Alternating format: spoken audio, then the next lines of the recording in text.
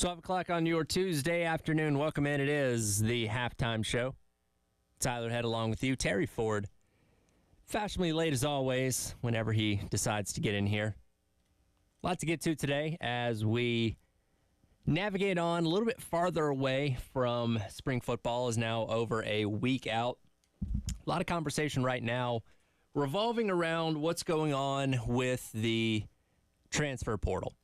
As the spring portal window opened up right at 2 weeks ago. And of course, South Carolina was one of the teams that was, I don't want to say behind the eight ball, but the way that their spring schedule was structured, knew that they were going to be wrapping up spring practice after the portal had already opened. And, you know, we didn't know how that was going to change things in terms of guys going in or South Carolina potentially getting guys out of the portal.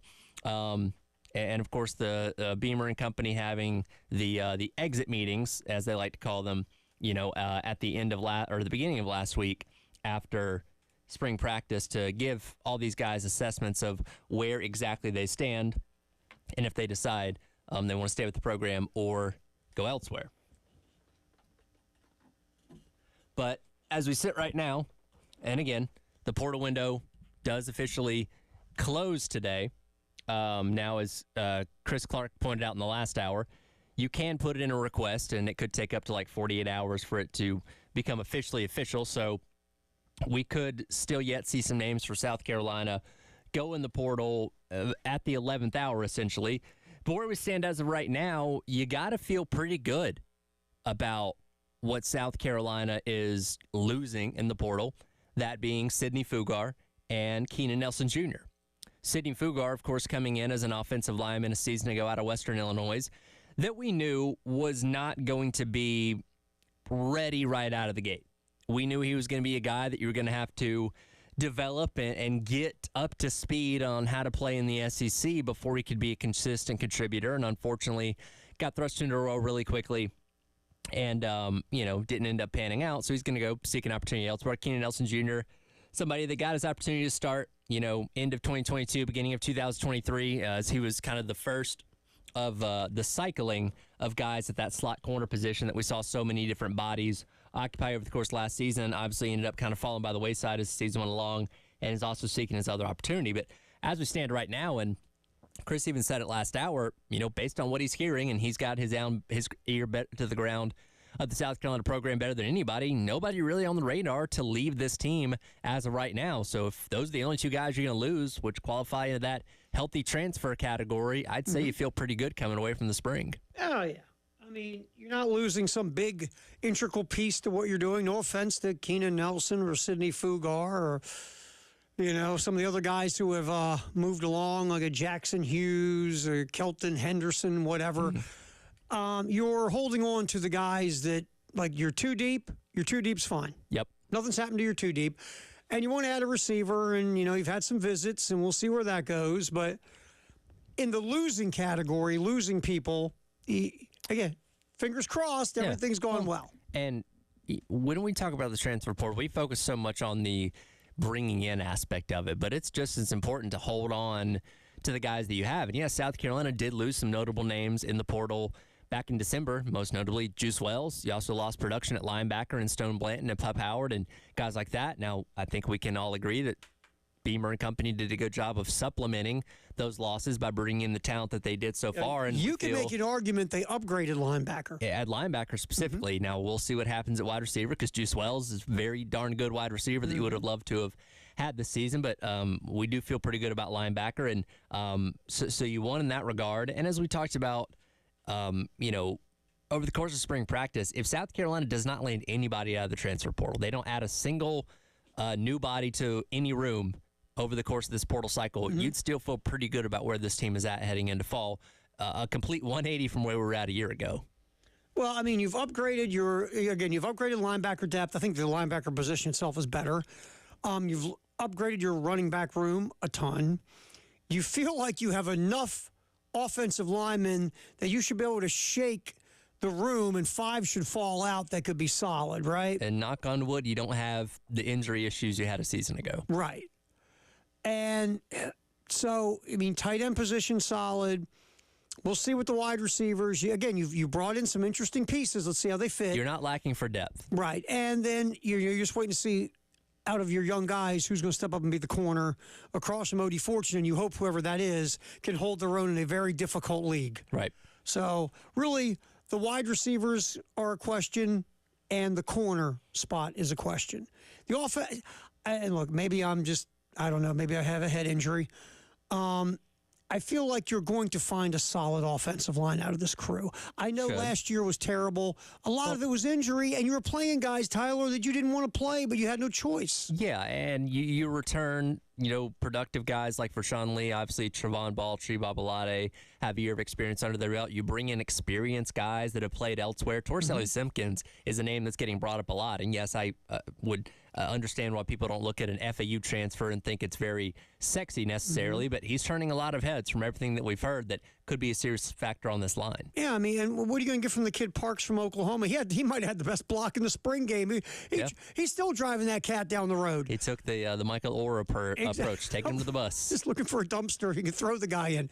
So, maybe I'm just being ridiculously optimistic from seeing the depth in that room, but because obviously coming into this year, and look, we know Lenore Sellers is a question mark. As much as we all are tantalized by the ability and the things we've seen, he's never done this as a starting quarterback in the SEC.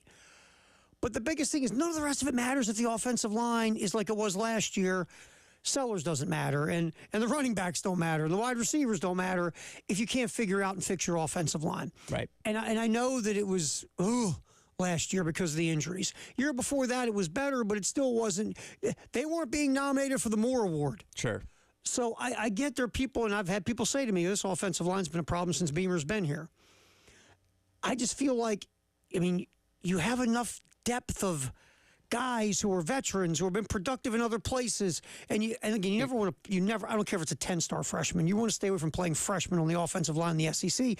But you got all these dudes, man. You do. Something's got to work, right? You have enough puzzle pieces to create the entire picture. You just don't exactly know what order that's going to be right now. But again, coming away from the spring, and yes, the spring game wasn't what people wanted to see out of it, but you had a mix up there on the offensive line. But from what we've read from practices and all that kind of stuff, you do have an emerging sense of who that starting five might be. Yeah, so we get that's a separate thing in itself. We understand it. But the other big, and look, I know Lenore Sellers is also moving that one over too because he's never done it. Yeah. As a starter, taking all the snaps. But the two things you do question are, okay, who's going to emerge at wide receiver and who's going to emerge as the corner that's going to start on the other side of Fortune. So, there's question marks going into this thing. There's no doubt. And you're coming off a 5-7 that nobody was happy with. The head coach decided to show how unhappy he was. You saw what he went and did. The transfer portal, a ton of guys. The coaching staff got shaken up. So no one was happy with last year. So we'll see moving forward with the question marks where it goes starting against Old Dominion. All right. Big goings on in the future of the sport, college athletics. We've been talking about this suit in California that if the NCAA goes to court, and they'll lose because that's what they do, Yep. it would end the NCAA. Now, some people are happy about that idea, going, yeah, yes. But it would end, the NCAA would have to pay $4 billion, basically. I don't think they have that. Probably a little short. That's a lot of NCAA tournament money. So to avoid paying $4 billion, because you're going to lose, you're the NCAA, that's what you do in court. You lose. Because basically the model you built yourself on, the foundation of who you are, has been breaking antitrust laws for almost 100 years. Well, and, until recently, I think at every NCAA meeting, they probably looked at each other and said, you believe we're still getting away with this? I know, because they knew. Come on. You can shine everybody else with your, they're amateurs. We're protecting the youth. We're taking care of the youth. You can spew that ridiculousness all you want, but there's got to be dudes sitting around there like, in that skull and bones hierarchy that really runs college athletics. They're going, can you believe we've gotten away with this for so long? And we said, because we're taking care of the kids. Get this. I came up with a new term today: student athlete, and they bought it. Oh, who would have thought? Can you see them walking back out of that? Can you believe that worked? So this is over. Yeah, And they know it's over. It's trending in the direction that they're going to lose, and the NCAA, I'll give them credit. They're able to look themselves in the mirror and understand that, yeah, we're not getting ourselves out of this one. Well, finally they go, well, guess we're stuck. Yeah. Because they've been, one of the reasons they're in this position is because they didn't want to accept this for so long. Sure. Right? Sure. So now they're in a position to where they have no choice. It's like either go like this, gigs up, man, and understand you have to build a new model, or go into court and get your tail kicked and sign a check for $4 billion, which you don't have. No. Which will end your organization. And all the guys who have been stuffing their pockets for a long time. Here's what you got to realize, Tyler. You got two choices. You either A, go down like the Titanic in court, and it's over. It's done. Or understand now you're going to have to make less. You're still going to make a lot. Sure. It's just not going to be what you used to get. Well, and again, I think the NCAA understands this, and they still want to be relevant to whatever degree. They understand they don't have the power that they once yielded, but the idea of just going away completely, obviously not going to be a good for them. So they're trying to seemingly make this work some kind of way, and in turn, start pushing things towards the future. And we're going to get into that next, because the future includes one of the favorite terms of this show. And we'll get into that Get next. your shot glasses ready. I know. Here we go. Hey, baseball here on the game in Columbia and also in Myrtle Beach at 100.3 the game. Wednesday, first of all, East Tennessee State coming to Founders to take on South Carolina, 6:15 pregame. Everything gets rolling. Friday, Saturday, Sunday at Mizzou, a team, by the way, that has lost, I believe, 7 of their last 9 SEC games. Missouri and South Carolina coverage starts Friday 6:45, Saturday 3:45, Sunday 1:45. So get ready for a lot of baseball this week on the game here in Columbia at 107.5 and in Myrtle Beach at 100.3. I will get back in here. All this talk of the future of college football. Gee, Tara, what exactly does that mean? Well, Tyler and I will go into what it means. Coming up next, halftime show. Terry Ford, Tyler Head till 3 on the game.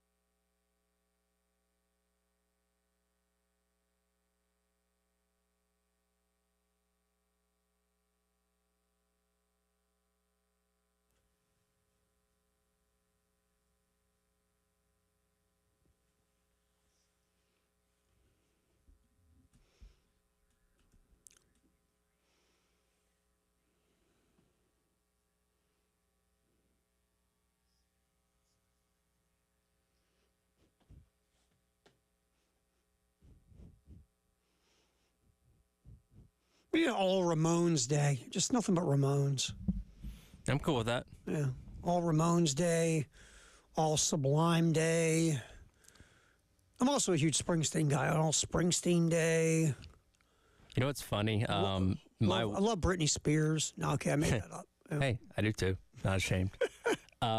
So my wife and I are getting ready to leave for a couple of days, and whenever we go on a trip, we always make a playlist for it because we're going to be in the car for a couple hours. And Right. I had the idea of doing a high school hits playlist where we each like add things that were really popular when we were in high school, and we're like 3 years a difference in age. So like a lot of the things that was popular in high school, just like, oh, I was in like 6th grade when that came out, or things that were popular when she was in high school. I was like, I think I was already, at Georgia at that point in time. Like, it's kind of interesting to the dynamics only a couple years difference in music makes. And you know what's weird about that is, like, for an example, being in your 20s or 30s or 40s and having a 3-year age difference. Oh yeah, no big deal. Nothing. Whatever. 9th grade to 6th grade is creepy. Yeah, it's weird to look at it from that perspective. It's like I'm weird.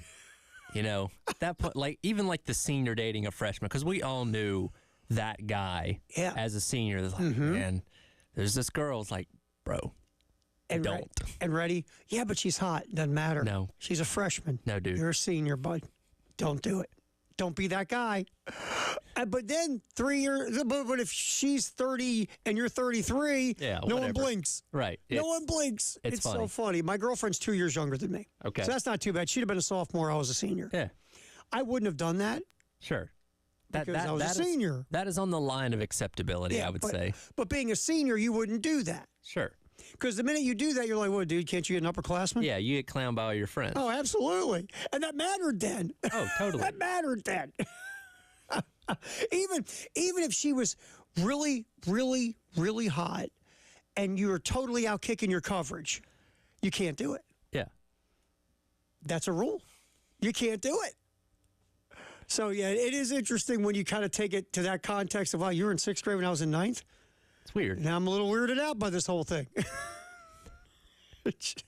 Just anyway, all right. What the heck? Oh yeah, we're talking about this whole deal with the NCAA. It's going to happen. This is not maybe. I don't know. Let's see. No, this is going to happen. Yeah, the clock is ticking at this point. The NCAA can't walk into court in California to try to fight this House lawsuit. If you don't know what it is, then we should have probably explained this better in the beginning of the riff. I apologize. Basically, House versus the NCAA says any player who played collegiate athletics before the NIL rules kicked in Which is 100 years, will get money. or has the ability to Yes. get money. As an injured party. Essentially getting the back pay for what they theoretically would have made Right. playing football in the 1940s, for all we know. Because you didn't have NIL and they need to pay you because Exactly. they barred you from being paid. So since the NCAA was an illegal organization, ever since they started, everyone who's ever played is going to have if this lawsuit, if House wins, which they would, everyone who's ever stepped in a competitive venue for in NCAA athletics will have the ability to possibly go get back money. Billions upon billions upon billions of dollars. You would break the NCAA. Yes. Not to mention the however many more lawsuits string off of that. Oh, there's others too. Yeah. Well, because how do you determine the value of somebody that played basketball at Wichita State back in 1975? Well, I can do that. They have a formula just for Wichita State I'm looking at right now. No, anyway. Yeah. No, you're right, though. So I guess what you would do is take today's value system, or you know how they do like Gone with the Wind would have made $10 billion at the box you have office you today. adjust for inflation, Right. today's values, and all That's that kind what of they stuff. would do. Which, by the way, imagine the people in charge of having to figure that out for the hundreds of thousands of student athletes that are going to be coming forward. And I don't know how this would work with athletes that have passed on and their families, saying, hey, my granddad played for UCLA back in the 20s. I want some money now. Right, yeah, right. I found my Value app. Yeah. Here we go. Let me get my phone. It's insane. Yeah. And the NCAA will lose this. House will win. The NCAA will lose. So the NCAA, knowing, and I was reading this article, basically the NCAA has been told by their lawyers we're going to lose. Yeah, it's over. Yeah, so they are negotiating with the lawyers that represent House. And part of this negotiation is there's a framework being built for revenue sharing with athletes in a future NCAA business model. You know what you have to do when you set this up, Tyler? Here it comes. Pour that shot. You have to collectively bargain. There it is. There you go.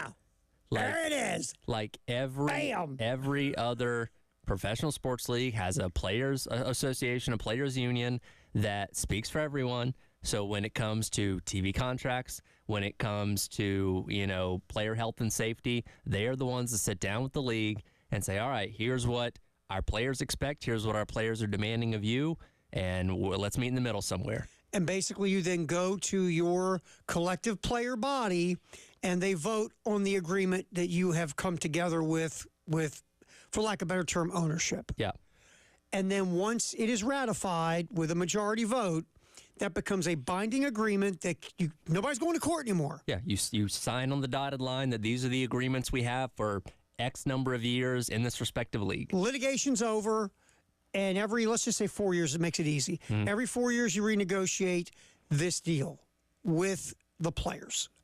That's what's coming. If you don't want to call it a union, because that's a dirty word to everybody about unionizing players and making them employees and all that other stuff, whatever term you want to use the term. Come up with something cool and funny and fancy. No one cares. Maybe we have a National Association of Athletics. We could call it the NCAA. I like it. You know what we need? You know what we need to get this taken care of? A committee. Well, sure. We love committees. Well, the entire NCAA is basically one big committee. One big committee. I like it. I think it should be called the NCAA. But it's coming. That's what's coming. And yes, there are right now, I guarantee you, we have a listener or maybe more going at the whole idea of this. That's okay, but that's where this is going. Because again, let's circle back to something, Tyler. The NCAA is basically an illegal organization. Yeah, the case in point, they have always been. Yes. We're just now in the 2020s fully realizing the scope of that, which, when NIL went live a couple years ago, I don't think anybody foresaw all these lawsuits coming about. But again, when you overturn one rock, it's like, well, if we could be doing this now, we should have been doing this then. And now you can't prevent guys from sitting out when they you can't make guys sit out when they transfer because that violates their ability to make money. It's just one thing after another. And with every single defeat that they have in the court of law, the NCAA is getting weaker and weaker and weaker. That's why we talk so much about this potential break-off Super League thing in college football, because it really seems like the power conferences are like, oh, we're sick of this. Let's go do our own thing. Yeah, and now, remember, what was it, last week when Texas A&M laid off employees? Yes. And Trev Alberts went out of his way to say, this is not paying Jimbo Fisher's contract. We've got rich people to do that. These people did nothing wrong to be let go. We just have a new business model moving forward that's coming that we have to prepare for. They are positioning themselves to pay athletes, essentially. Revenue sharing. Knowing that a sizable chunk of the athletic budget is now going to have to be distributed amongst the athletes, and that money doesn't just appear out of thin air. Unfortunately, that is people's jobs right now that are going to be affected. Well, you're going, and again, look, consequences, flipping rocks, like you said, there's two things that are going to come out of this that stink. Even though this is a good thing for the people that are going to get paid, the sharing of revenue, here's the negative. A, people are going to lose their jobs. Yes. Hardworking people who give a crap are going to lose their jobs. And B, hardworking athletes who play non-revenue generating sports are going to lose their sports. And that is a piece of this. We don't know the Title IX implications. Right. With women's sports and a lot of those non-revenue sports, soccer, volleyball, tennis, what that means for them, we don't know. And here's the flip side of it. Because, again, you have to look, Title IX is absolutely fair, Sure. and it should have been there a long time ago. And it's sad that you have to have Title IX to treat everybody equal. But here's what will happen. Ready? Oh, well, okay. So we need to cut all these sports, but it's unfair just to cut the women's side of these sports. So we'll cut the men's and the women's side of these sports. Right. So let's say, you have, let's say, track. And Title IX says you just can't go cut a women's track team because you shouldn't. Right. Good, we'll cut the men's too. Yeah. Okay, well, we're done. Our work here's done. The question of assessment for every sport is going to be how much do you bring in? Yep, that's all it's How going to much matter. revenue? Does that mean every single non-revenue sport's going to get cut? No. No. There's, depending on what school you're at, the ability to keep those afloat, depending on how much money you have coming in. But some of these smaller schools, group of five, mid-majors like that, I do legitimately worry about what the future of their Olympic-style sports could be. Remember this, Stanford, who cares about everything, all sports. During COVID, Stanford was about to cut sports. Yeah. And they're like the model for Olympic sports. They are the grand poobah of Olympic sports, and they were going to start cutting sports. Yeah. I'm telling you, because businesses don't like to lose money. No. There's going to be cuts that are going to be unfair for this whole thing moving forward. All right, so that's what's going on, and we'll get back to it as developments continue to arise. All right, we'll come back here. Mark Kingston talking with Jay and Elijah yesterday on the postgame show. Let's hear it from the baseball coach at South Carolina next here on the halftime show. Terry Ford, Tyler Head on the game.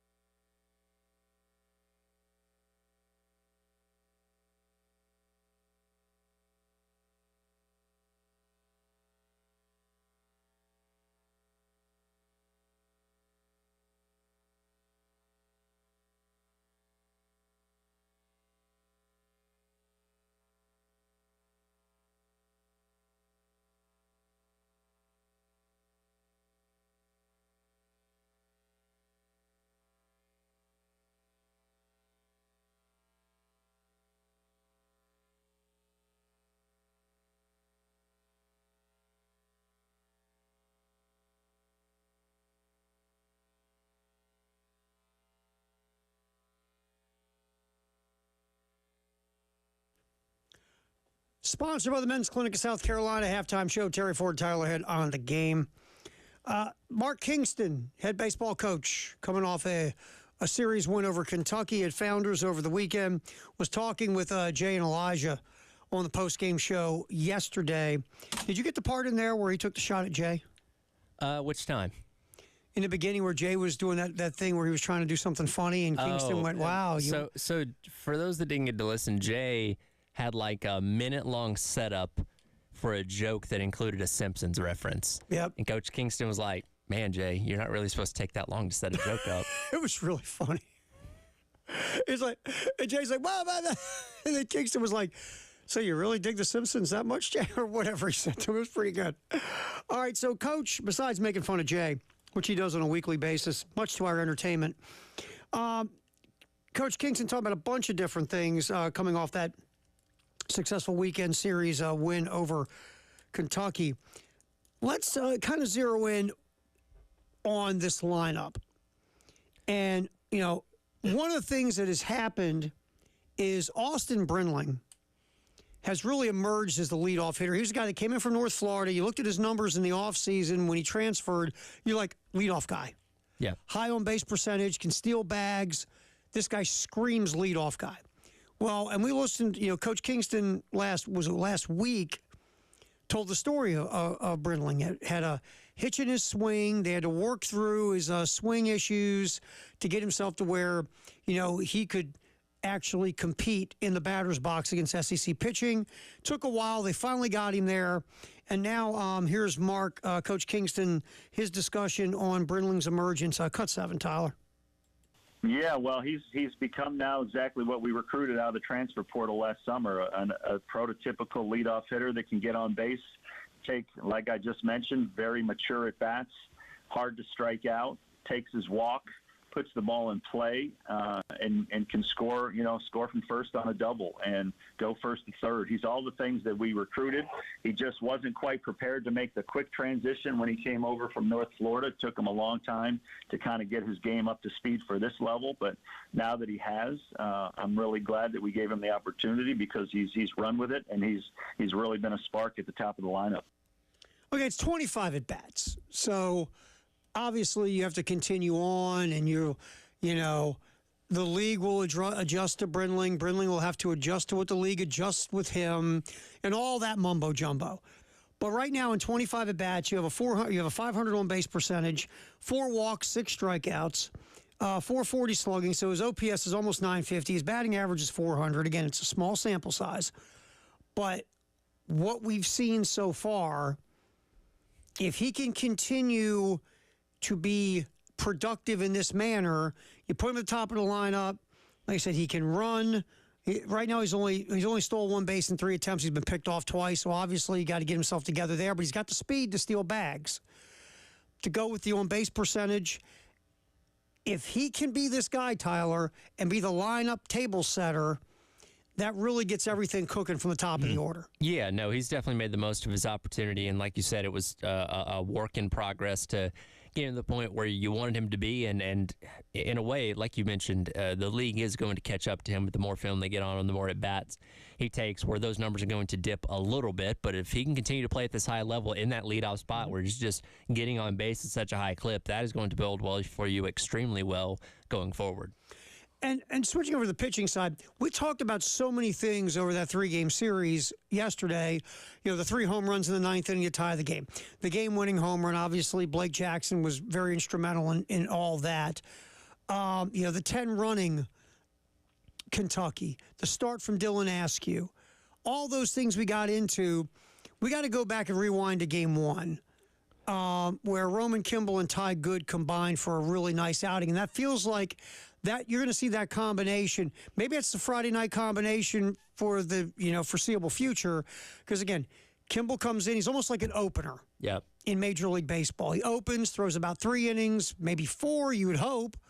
And then Ty Good comes in to give you length through the rest of the game until you get to the back end of your bullpen. Ty Good was nails Friday night in that victory over Kentucky. So here's Coach Kingston talking about the Kimball Good pitching combination. Cut 2. Yeah, they're a great combination. There's no question about it. And the reason why is because they're two different kinds of pitchers. Roman pitches predominantly with the fastball, and it's a riding fastball, which means, he pitches in the top half of the strike zone and likes to get a lot of swings and misses and pop-ups because it's a riding fastball that hitters can't get on top of. And then Ty comes in, and he can throw fastball, curveball, slider, changeup. Like, it's just two totally different kinds of pitchers, and so it's a hard adjustment for hitters in the middle of a game to try to go from one to the other. So they definitely complement each other very well, and obviously Roman's reemergence has been very important to us, and Ty Good has been pretty darn consistent and pretty good all year. So really happy with both those guys. Roman Kimball, ever since he went and, hung out with the sports psychologist, came back, has been really good. Got his ERA down to 4.10 now. He's striking out over a hitter an inning. Opponents are only hitting 167 off of him. Ty Good, even better, 2.95 ERA. Over a strikeout an inning as well, and opponents are hitting 190 against Good. Yeah, and Kimball, we haven't seen him go super, super deep. No. Just as of yet. And again, he had the blister issue the other weekend, so maybe that, is something that you're still trying to monitor, make sure it does become a bigger problem. But yeah, when you have Good that can come in and good and long relief like he was and eat up those middle innings, then you're perfectly fine with that. And again, great performance on Friday night. And it does kind of seem like, now we think Eskew's done enough to slot himself into that Sunday role to where it's not still TBA, but having the ability to go out there and have Eli Jones on Saturday, pitch these two guys on Friday night where you're still limiting that bullpen the first two games, hopefully, should set you up well for the rest of the weekend. Yeah, and look, if it is that opener concept like Major League Baseball, like teams like Tampa and other teams use openers. But for this situation, if you get Kimball to go 3-4 innings and then you get Good throwing 3 or 4 innings, now you're handing everything off to the back end of your bullpen. You're eliminating your middle relief. And that's why some of these major league teams do it. They'll use an opener for an inning or two. They bring a dude in who can throw 5. Because, again, throwing 6 innings in the major leagues, they stop the game and you have a celebration for you if you can go 6 or 7 innings. Right. So if you got an opener that throws, let's say, 2, then you have the next guy up who can throw 5. You've eliminated the weakness of most teams, which is middle relief. That's kind of the strategy behind all of it. And that's what you're looking at here. Then you go right to the back end of your bullpen. And you hand the ball off to Veach and Gainey and say, go get him, man. And so far it's worked. And it's been the Friday night setup. Think about that for a minute, Tyler. Friday night typically is your hammer. Yes. Now you're using your opener/long guy combo. And then Eli Jones, and Jones struggled, obviously, against Kentucky on Saturday, but Jones has been your most consistent starter all year. Then you come with Jones on Saturday, and if SQ can keep rolling, by the way, right now he has the best numbers of any starting pitcher on the team. Yeah. So now, again, it's an interesting way to go about it, but all of a sudden your weekend pitching rotation is looking a lot more solid than it was a couple weeks ago. Yeah, and as Kingston's talked about, you just wanted to make sure it was solidified by the time you got to the SEC tournament and getting into postseason play. You don't want to still play this guessing game of, okay, well, we have like 3 options for Sunday. We got to see how they work out in the bullpen. You want to have your definitive 3 starters nailed down. And based on what we've seen so far, these past couple weekends, I think you found that right combination that, again, knock on wood, everybody stays healthy, you should be able to use going forward. Now, Missouri, and we'll talk more about them, obviously, as the week goes around. Missouri swept by Tennessee in Knoxville this past weekend. They have a midweek game coming up against Lindenwood. You know where that is? Sure. In the U.S. You're not wrong. I'm going to go Missouri. Kansas. It's Leavenworth. My bad. It's Leavenworth. It is in Missouri. Okay, look at me. St. Charles, Missouri. I'm just figuring since University of Missouri's in Missouri. Look at me go. That's true. Look at me go. It was bound to be somewhere in the Midwest. You were close. So, Missouri's scuffling going into their midweek game. That's the way to put it. They've lost 7 of their last 9 SEC games. We'll get back in here. Firehouse Sub text the hour 803-404-6100. Halftime show sponsored by the Men's Clinic of South Carolina. Terry Ford, Tyler Head here on the game.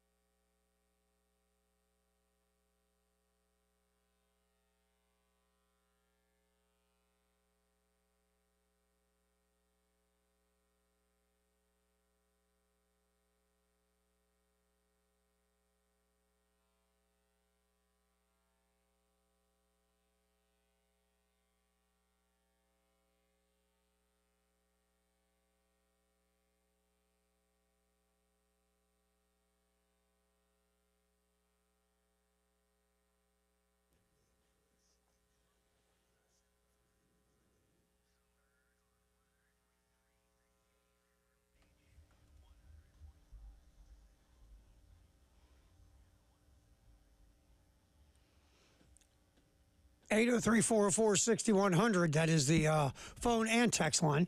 Time for our Firehouse subtext of the hour. What do you got there, Tyler Head? Yeah, nameless texter weighs in and says, why would schools keep non-revenue sports? Why would football players agree to split what they're worth with those other sports? Well, that's not... I get where you're going, and you're not wrong in what you're saying. But the point is, it's not just football players. Right. See, that's where the disconnect is here with fans, is this isn't about football. You're thinking this is, no, this is about collegiate athletics. This is revenue sharing in the collegiate model. Now, football is pushing this forward Yes. more than the other sports are. But the revenue sharing isn't just for football players. Yes. Now, there's a lot of hoops here that have to be jumped. There is, and there's no easy way to implement this, and it's going to take time to navigate all the red tape to make this happen. There is a way, and I go back to Charlie Baker's proposal a while back, where you keep the non-revenue sports. Every athlete has a baseline salary of like $30,000. Now, football players could potentially make more because they are earning more revenue, and there's kind of a balanced system there. But there are possibilities. That doesn't mean all revenue sports are going to go away. There are going to be some that are probably in danger depending on what school you're at, but it's not that simple. No, it's not, and your head could explode going over this whole thing. Because here's what, and let's go to the texter. The idea is, why should football players share with everybody else? But again, the model is not for football players. This is for collegiate athletes. Yeah. But to the point of, I know where the texter's going. The football generates far and away more revenue than anybody else.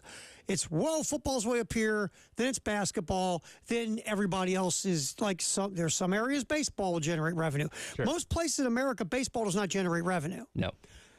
There's some places, like for an example, I'm guessing University of Nebraska, their volleyball team generates revenue. It's pretty good. They're really good. The place gets packed. Sold out the football stadium. Yeah, I'm sure there's revenue generation coming from Nebraska women's volleyball. Just saying. I mean, there's, as much as lacrosse is a thing, in some places, I don't think it generates revenue anywhere.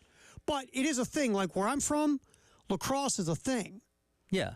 But baseball isn't. College baseball is crickets. Sure. Where I'm from. But lacrosse is a huge sport in the Middle Atlantic and the Northeast and pockets.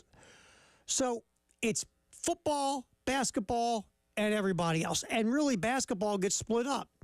What you see at the CLA for women's games ain't going on across America in other college campuses.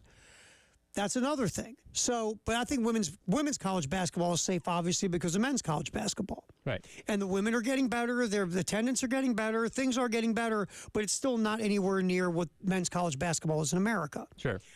So this is the problem. Besides football and basketball, it just depends.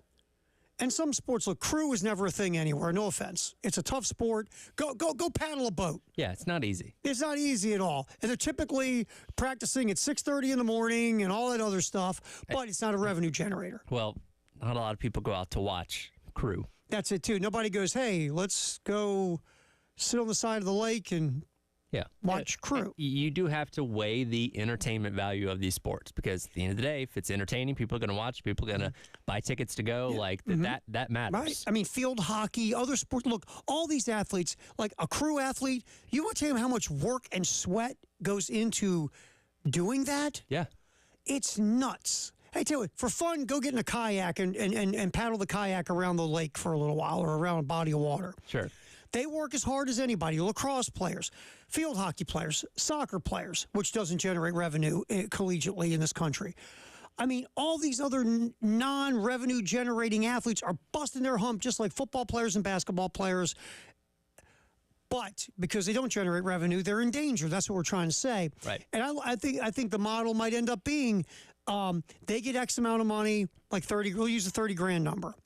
But basketball and football players either will generate more, will get more because of their revenue generation, or have the ability to generate more. And you're also still going to have the ability to use NIL like we use it now, where, hey, local car company wants to sponsor the quarterback for $100,000, they can do that. Right. So he's making more in addition to his And maybe this salary. is the way you go to keep your non-revenue generating sports. You find a business that will sponsor that non-revenue generating sport to keep it alive. Sure. Because let's say someone owns 3 car dealerships and their daughter plays volleyball at the university. Right. And that guy doesn't want to see the university volleyball team go away, so he's now going to sponsor it. Right. It's possible. That's just, again, these are the conversations that will be coming. But no, Texter, I get where you're coming from. It's not just football. This is about collegiate athletes in general. There's a lot to unpack. It's so much to unpack. And some of it's going to be fair, some of it's not going to be fair, but that's the road we're taking. But that's where it's going. Yeah, it is. Because there's no coming back from this now. Bargaining's coming, collective bargaining, revenue sharing, all this stuff for collegiate athletes. I will come back. Football in the 1 o'clock hour. That's next here on the halftime show on The Game.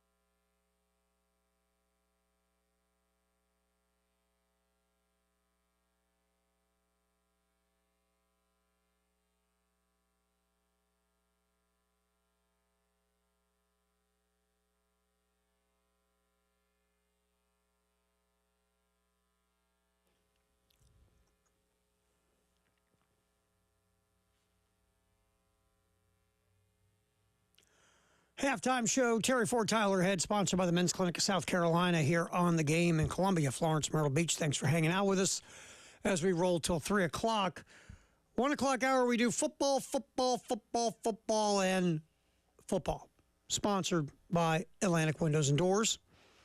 All right, so, but before we get moving on, going back to the NFL draft and Spencer Rattler, and then hearing some thoughts on Xavier Legette and Nick Gargiulo and also Marcellus Dial.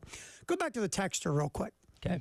One other thing that could end up, that's been talked about, because I think the texter brings up an interesting point about football, because football is such a behemoth in generating revenue for collegiate athletics. Mm-hmm.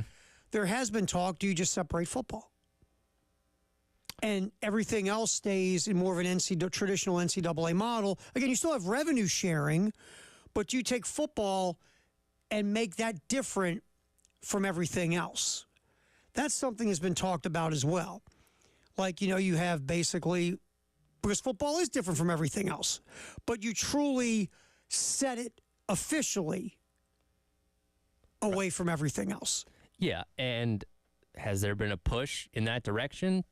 A little bit. Yeah. Now, the powers that be will not say that that is what their goal is, but there's definitely structure to, if it came to that point, it could happen. I don't say it's going to happen quickly, but it could happen. Now, will we get to that point? I don't know. But if we continue on the same way with the NCAA and how things work now, I'd say it's going to be here sooner rather than later.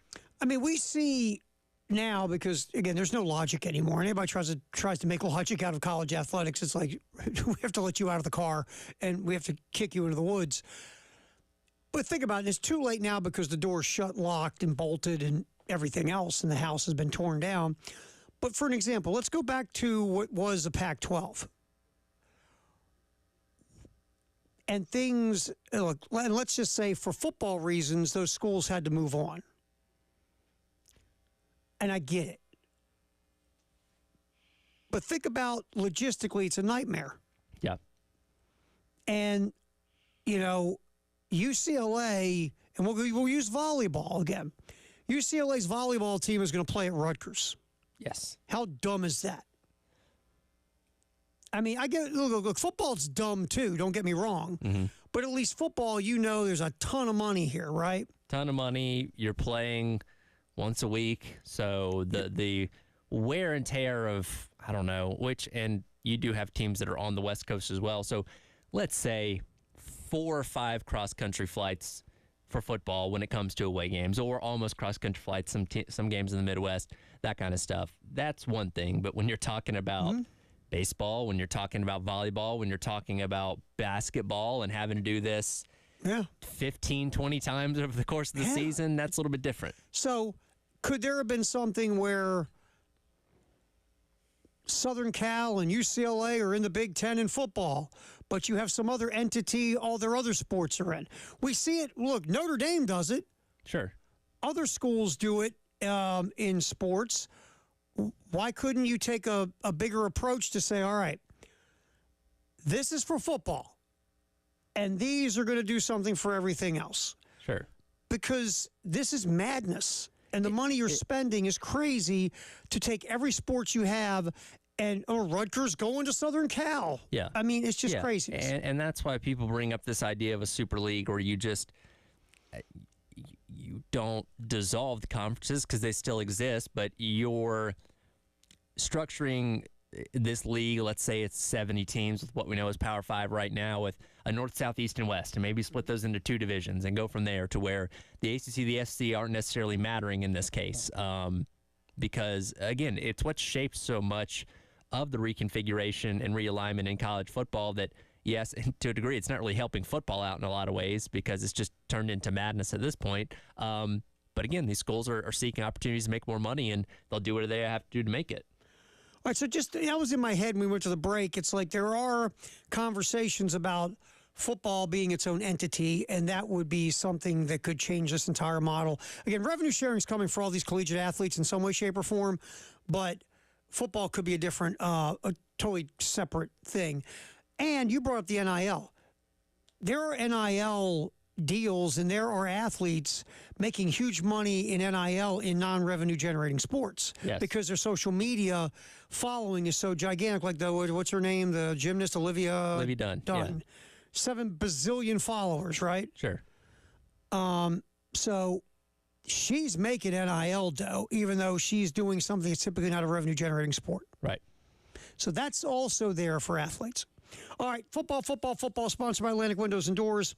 I will start off. Obviously, we talked a ton about Spencer Rattler going in the 5th round of the NFL draft on Saturday. Ian Rappaport, I tell you what, let's start there. Ian Rappaport was discussing Spencer Rattler on the NFL Network's broadcast of the draft.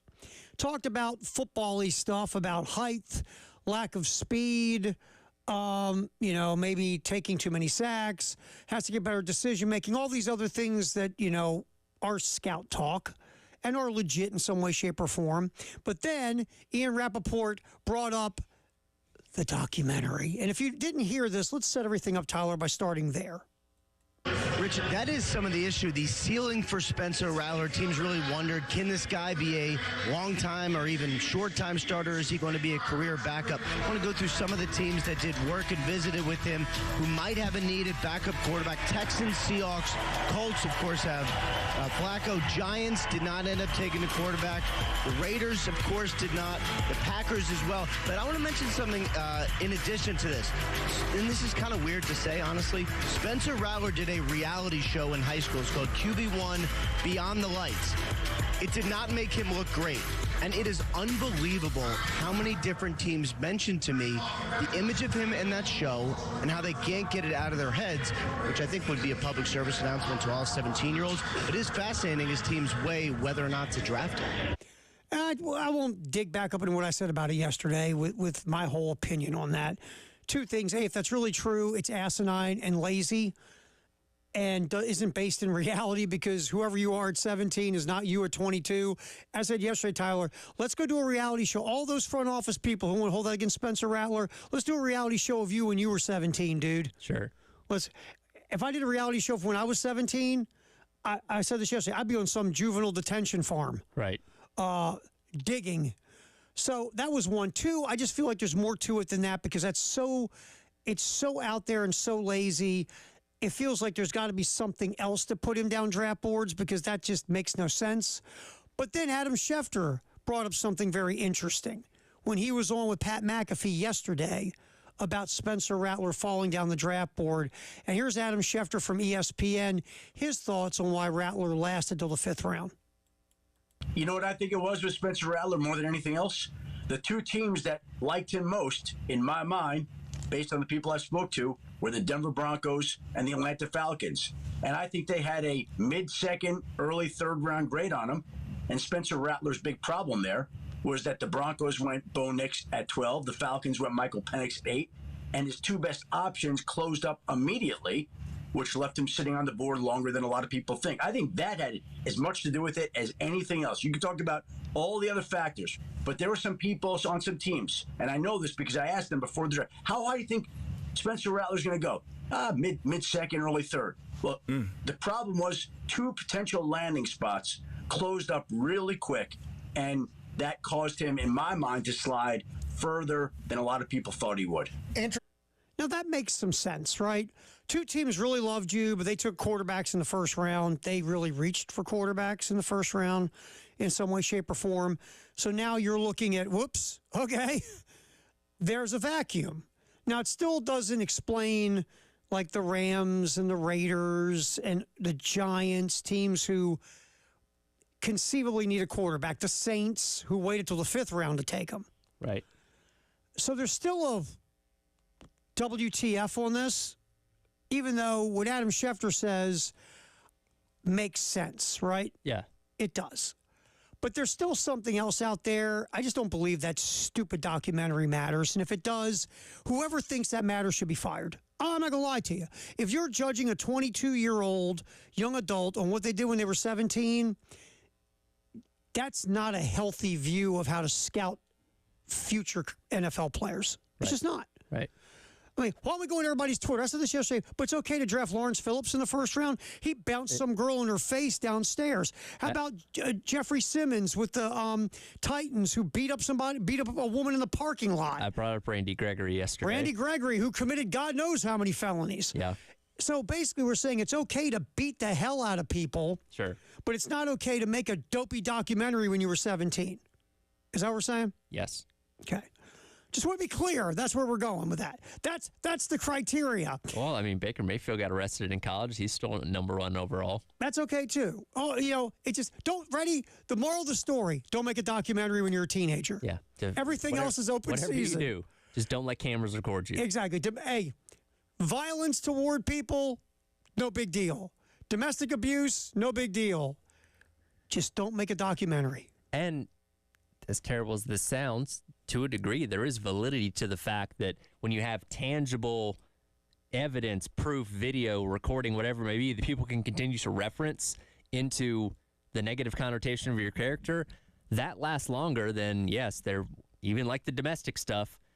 If people can't see it themselves, it goes away a little bit quicker in people's eyes. Not saying that it should, but it's harder to wash away what people have seen or heard. You know what's weird, too, and this just hit me. This never came up when Rattler was perceived as a first-round pick when he was at Oklahoma. Never heard about QB1, did you? No. Didn't hear about QB1 when he was up for possibly being a Heisman contender or the first pick in the NFL draft. Nobody. And by the way, that was only, 2 or 3 years away from QB1, right? Yes. Nobody was talking about it then. It's interesting how this happens. If this truly is a thing, and again, I just think there's something else. But the piling on that can happen at times is interesting. And it could have been, look, this could have also been like the Saints maybe pushing Smoke to be able to have this guy fall to where they want to take him. And that happens every single year, I feel like, and it just happened to be Spencer Rattler this year. I feel like every single year there's always one guy whose character concerns do crop up when you have otherwise never really heard of them. But it is, and look, the draft is a game of chess. And some of these teams, and again, we knew New Orleans was going to be in the market for a quarterback. We didn't think it was going to be in the 5th round, but maybe, they wanted to get Spencer Rattler earlier, saw some other needs they wanted to address, wanted to make sure he was still there. So maybe there was a little bit of politicking. Could have been a little bit of fertilizer being thrown around. Shane Beamer and Dow Loggins, what was this called? So this is the NOF network. It's a podcasting network that basically covers New Orleans sports, and they talked to both Beamer and Dow Loggins after Rattler was drafted there over the weekend. And we're going to play that for you next and hear Shane's thoughts and Dow Loggins' thoughts on how the draft process played out for Spencer Rattler. We'll do that next. Also, when you are getting ready to watch Carolina baseball this week, we have a game tomorrow night, 6:15 against East Tennessee State right here on the Game in Columbia and Myrtle Beach. You can win $1,075. Just go to 1075thegame.com. Look at the little flippy thingy at the top of the page. Look for the Palmetto Citizens Federal Credit Union Grand Slam giveaway. Click on it and fill out the form. You could win $1,075. 1075. Yep, it's very simple. That's what the pot's up to if a Gamecock hits a Grand Slam.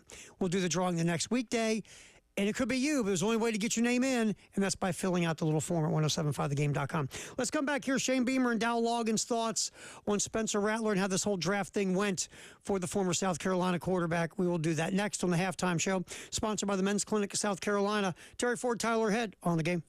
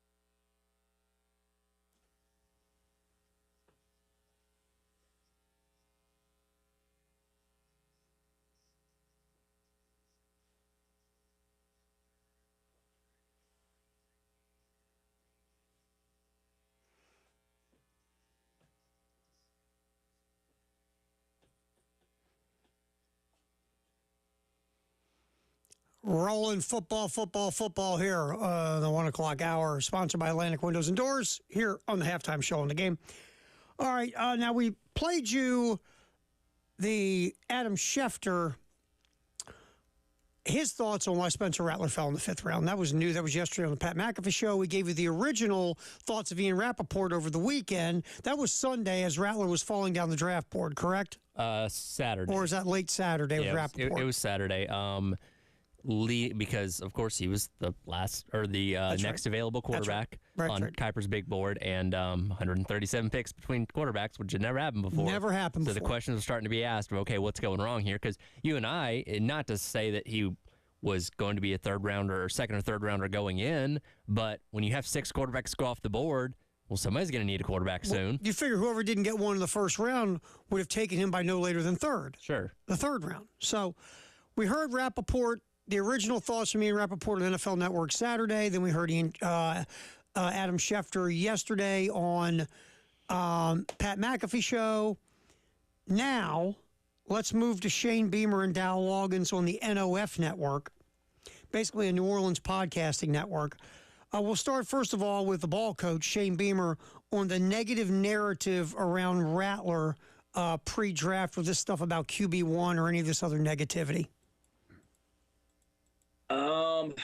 I think the biggest knock on him are people that I think the Netflix show that he did, which I've never watched in my life, but I've heard about this Netflix show that didn't portray him in a good light. But I can't imagine many people at the age of 17 would be proud of a Netflix show that was done on them. And then particularly with that, when you're part of a reality show like that, the producers, they can twist and shape the narrative however they want to make it make some people look a certain way.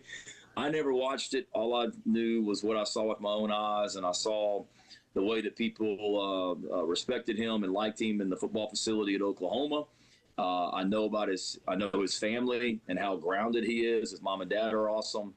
If his dad ever called me during his time here at Carolina, it was only to thank me for the experience that Spencer was having at South Carolina. And his mom and dad are fantastic.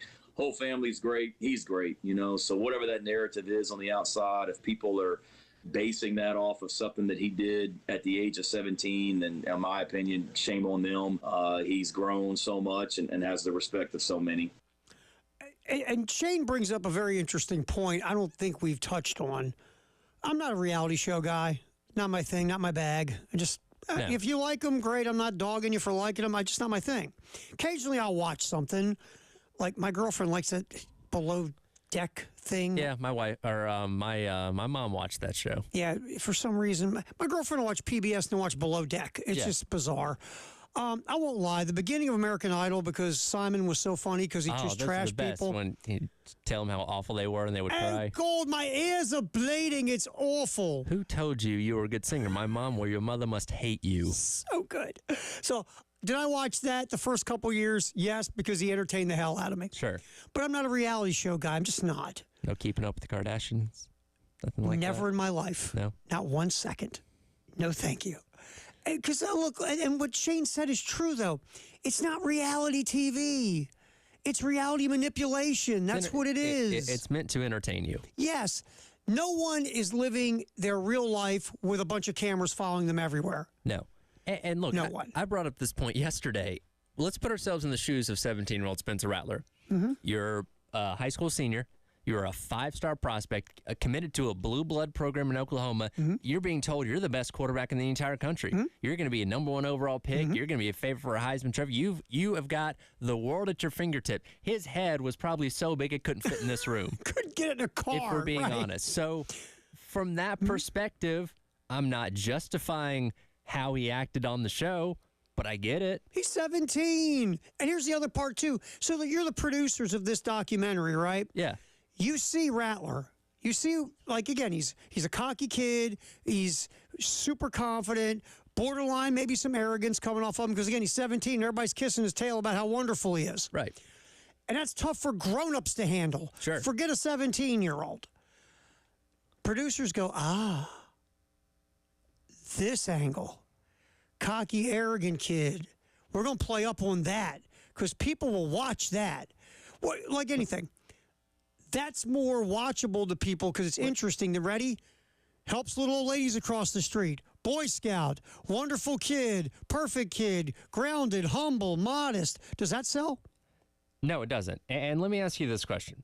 If we are believing that, this to be true, that these scouts were looking at this documentary concerned, if you search Spencer Rattler QB1 on YouTube, you get about a 2-minute clip of him demeaning wide receivers in practice, which is what people focus on. My receivers suck and these guys F this, F that. It's basically what people take away from it.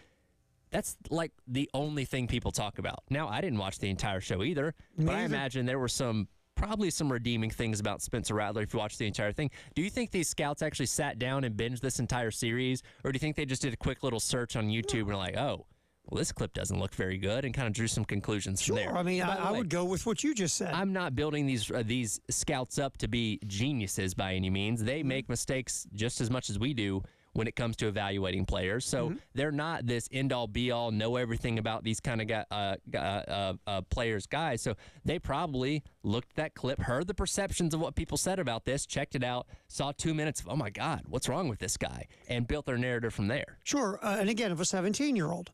And that's the sad part of all this. And here's the thing that really kills me is a lot of these guys are paid a pretty good living not to be that lazy. Yes. You know what I'm saying? Yes.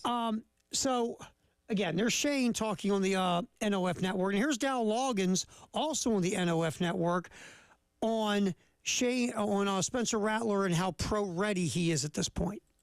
Yeah, we've coached some from, Sam Darnold to Mitchell Trubisky to Jake Locker. We've had some guys in the first round that were good players. And I'm going to tell you guys right now, my experience, this guy's as talented as any of them. He can make every throw that you're going to ask him to make. He can get through progressions quickly.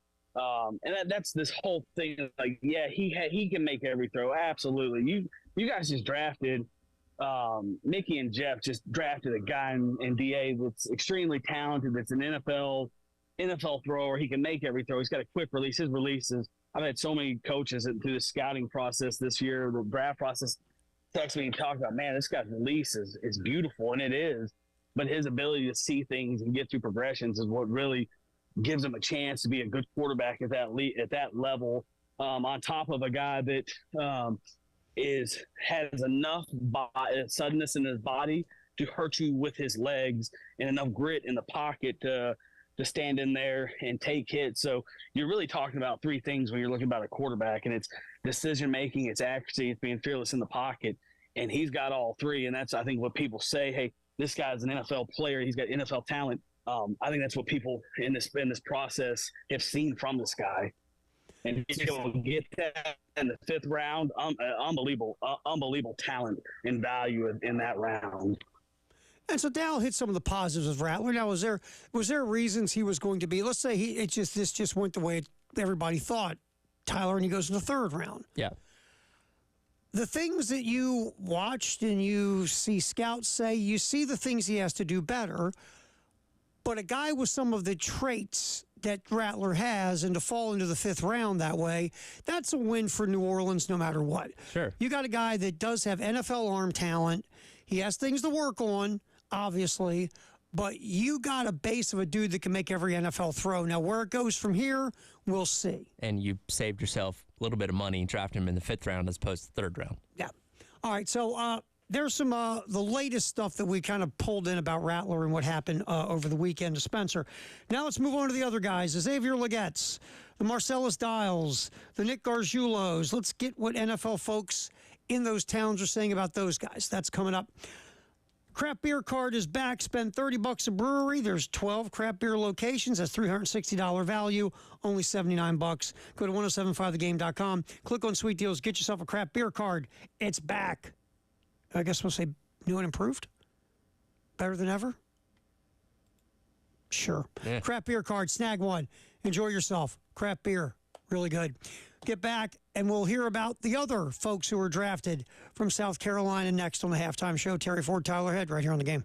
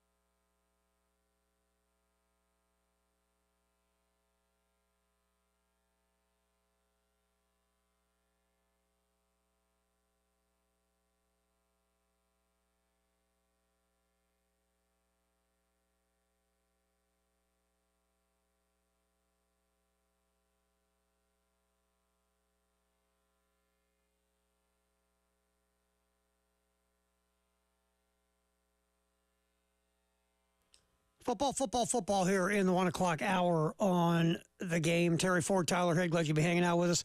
Of course, football, always sponsored by our buds at Atlantic Windows and Doors. All right, let's spin to some of these other guys who were drafted. And we'll get to, obviously, Xavier Legette has been talked about a bunch.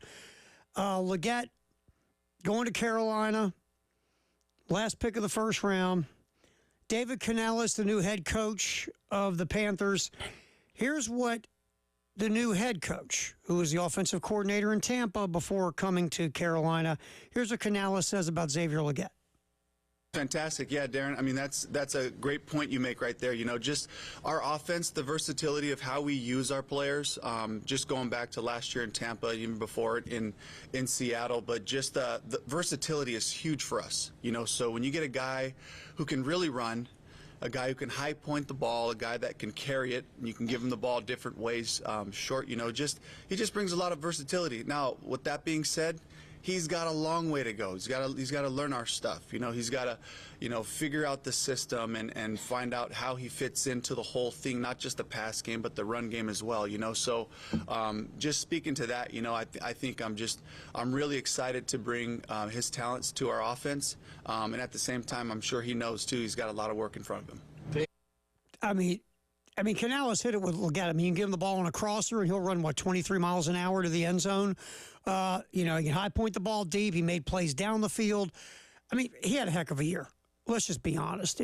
Phenomenal season. Now, you got to learn that NFL system. You got to learn the route tree. You got to figure out all these things that you didn't do on the collegiate level, and you're in a brand new system of offense. So, yes, there's work to do, but Xavier Legette, if this works out the way it's supposed to, he should have himself quite the career. Yeah, absolutely. And again, there was a lot of needs that the Panthers had in this draft, but having a young, dynamic wide receiver that Bryce Young can throw to and rely on is at the top of that list, and that's what they got in him. And, you know, are there going to be other options that you can throw to there? Sure, but he's going to come in and expect to be your number one guy, which he was obviously here for South Carolina. Can make those high-point contested catches. Obviously has the physicality and the strength. Does he need to work on some things like his route running a little bit, be a little bit more refined in that? Certainly, and that's what Canales said there, you know, is bring him in, kind of develop him, get him ready for our system, and, you know, hopefully have success right out of the gate. And the Panthers, again, had to trade in to get a first-round pick, right? Because they didn't have one. For what they did okay. I mean, Jonathan Brooks, a lot of people had him as a top-rated running back in the draft. Carolina got him in the second round. Also, they added Sanders, the tight end from Texas as well, who he caught like almost 100 passes at Texas in his career. He just wasn't like a combine hero. Matter of fact, he was the opposite. You know, his 40 time wasn't that great. So they did go and get a tight end, a wide receiver, and a running back to help Bryce Young. So we'll see where that goes. So they did do a few actual okay things in the draft. Maybe. We'll see, because it is Carolina. And they did lock David Tepper out of the war room. Well, he was too busy at that restaurant. He was at the restaurant, taking people's hats off their head. All right, so let's check out Marcellus Dial. Drafted by the Patriots did not have a need for corners. Their big needs were on the offensive side of the ball, where they're a disaster. I feel bad. I feel bad for our boy May. Yeah, I really do. Because you want to okay, if we're going to grade weaponry, New England, they have a lot of like squirt guns. Sure. Well, that is the leftover remnants of the Belichick era, where he thought, you know, he knew when he had Tom Brady, he could bring in any ragtag group of receivers and running backs and rotate through a new running back every single week and be successful, because you have the greatest quarterback of all time throwing the ball. When you have Mac Jones throwing those guys the ball, it's a bit of a different story. So there's nothing around Drake May at this point. There's just not a lot of weapons. The offensive line, there are some interesting pieces there, but that offensive line has been inconsistent as well. So they were really concentrating on offense more than defense. But they did draft Marcellus Dial. Now, Dial, if you look at some of the scouting stuff, they like his burst. There's some other things, though, that he has to get better at. I was reading a couple of these scouting breakdowns where some of the NFL people think that Dial right now would best fit playing in zone defenses. Yeah. That would be his strength right now. Could that change? Sure. But here is Gerard Mayo, head coach of the Patriots, talking about Marcellus Dial and his fit in New England. Yeah, we see him as a versatile player, a guy that can do it all. And honestly, we were so excited to get him. We were kind of nervous that he was going to come off the board. But his versatility, as you guys know, we covered that and can't wait to see him on the field. And that's really how Dial sticks. Special teams and being a versatile piece that can play multiple spots in the defensive backfield, not just corner, not just boundary corner, maybe play some slot corner for you, maybe be your 5th, 6th DB in some kind of packages, and then go run down the field, knock the snot out of people on special teams. Right. That's really, at this point, the fit for Marcellus Dial. And if you accept that role and embrace it, you can hang in the NFL. Yeah, it's got an opportunity to stick. All right, also, Nick Gargiulo, drafted in the 7th round by the Broncos, and the GM is George Patton. And look, Gargiulo, we're going to hear from Patton in a minute. Again, if you look at all these scouting breakdowns, Gargiulo, what really helps him is he's versatile. He can play center, both guard spots. I think he's even swung out and played a little bit of tackle before, not much. And again, another guy that if you read some of the breakdowns, any team that has zone blocking schemes, that's where Gargiulo can fit in the best. But his versatility is going to be his calling card. Sure. And here's George Patton, the Broncos GM, talking about Gargiulo. Yeah, I think he's a guard that can swing inside. He's played center and, Yale transfer, smart, tough, physical, kind of fits our mold. And so we think he's a good get for where we got him. George should say, since we drafted him, it probably won't work out because our draft record kind of stinks since I've been in charge here in Denver. Well, we didn't want to say that. You don't think? You don't think you'd want to say? Wouldn't it be great if you gave him some Falker Truth serum at these things? How much fun would that be? Not just for these drafts, but just in general. Because here's the thing. GMs and coaches have gotten pretty good at this too, where they say a whole lot of words without telling you anything. Mm-hmm. Get the word buffet. Yeah, exactly. They don't want to give you any inside info, and the fact that what he told us there in 13 seconds is probably more than he said in the rest of the press conference about some of these other guys. Because and whenever you draft someone, you're always going to speak them up. You're going to talk them up, saying, "Well, we got concerns about this guy's this and that." Like, no, you made the draft pick. You're obviously going to talk about them in a positive light. Wouldn't it be great just once? And I'm not saying about Nick Gargiulo. I'm just making this up now. Wouldn't it be great if hey, GM, you drafted that one guy in the 2nd round. What are your thoughts? To be honest with you, he was like our 12th choice. Yeah, we didn't really want him. We didn't want this guy. We saw the guys we really wanted were gone. We couldn't trade down. We couldn't trade up. We're kind of stuck with this cat. So we figured, what the hell, let's send the card up and we'll get him. And we don't even expect him to work out. We had to take somebody, so we took him. Wouldn't that be great? That would be that GM's last day on the job. Yes, it would be. And swinging back to Gargiulo, I think Nick Gargiulo will stick because of what Patton said, the versatility of playing center, playing both guard spots. If you can find a guy that can do that for you in the 7th round, and you see how he develops and could he just be that guy forever? Yeah. Could he end up getting better than that as time goes on? Sure.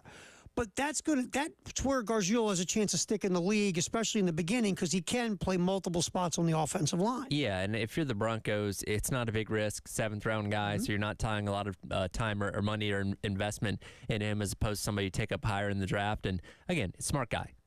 I think the fact that he went to Yale was probably the difference between him getting drafted and being an undrafted free agent, just because whatever you give to him, he's going to be able to figure it out.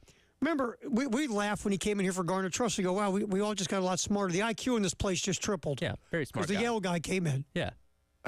So that's a little bit for Denver on Gargiulo, New England on Marcellus Dial, Carolina on Xavier Legette. Just kind of give you your thoughts from those 3 organizations who drafted those guys. All right, we'll get back in here with our Firehouse subtext of the hour, 803-404-6100. You can listen to us anywhere at any time. You just download the 107.5 The Game app. You can get that at iTunes, Google Play Store. It's very simple. You download and you click that little play button and you listen to us anywhere you want to go. As we head into this break, I have a couple pairs of tickets for tomorrow night's baseball game against East Tennessee State. Well, let's give those away. 803-404-6100. Let's do it. Caller number 4 and 5. 4 and 5. Give us a call right now. You get a couple tickets to go hang out at Founders and hopefully watch South Carolina take out East Tennessee State. Again, 803-404-6100. Firehouse Sub Text the Hour is next on the Halftime Show, sponsored by the Men's Clinic of South Carolina, here on The Game.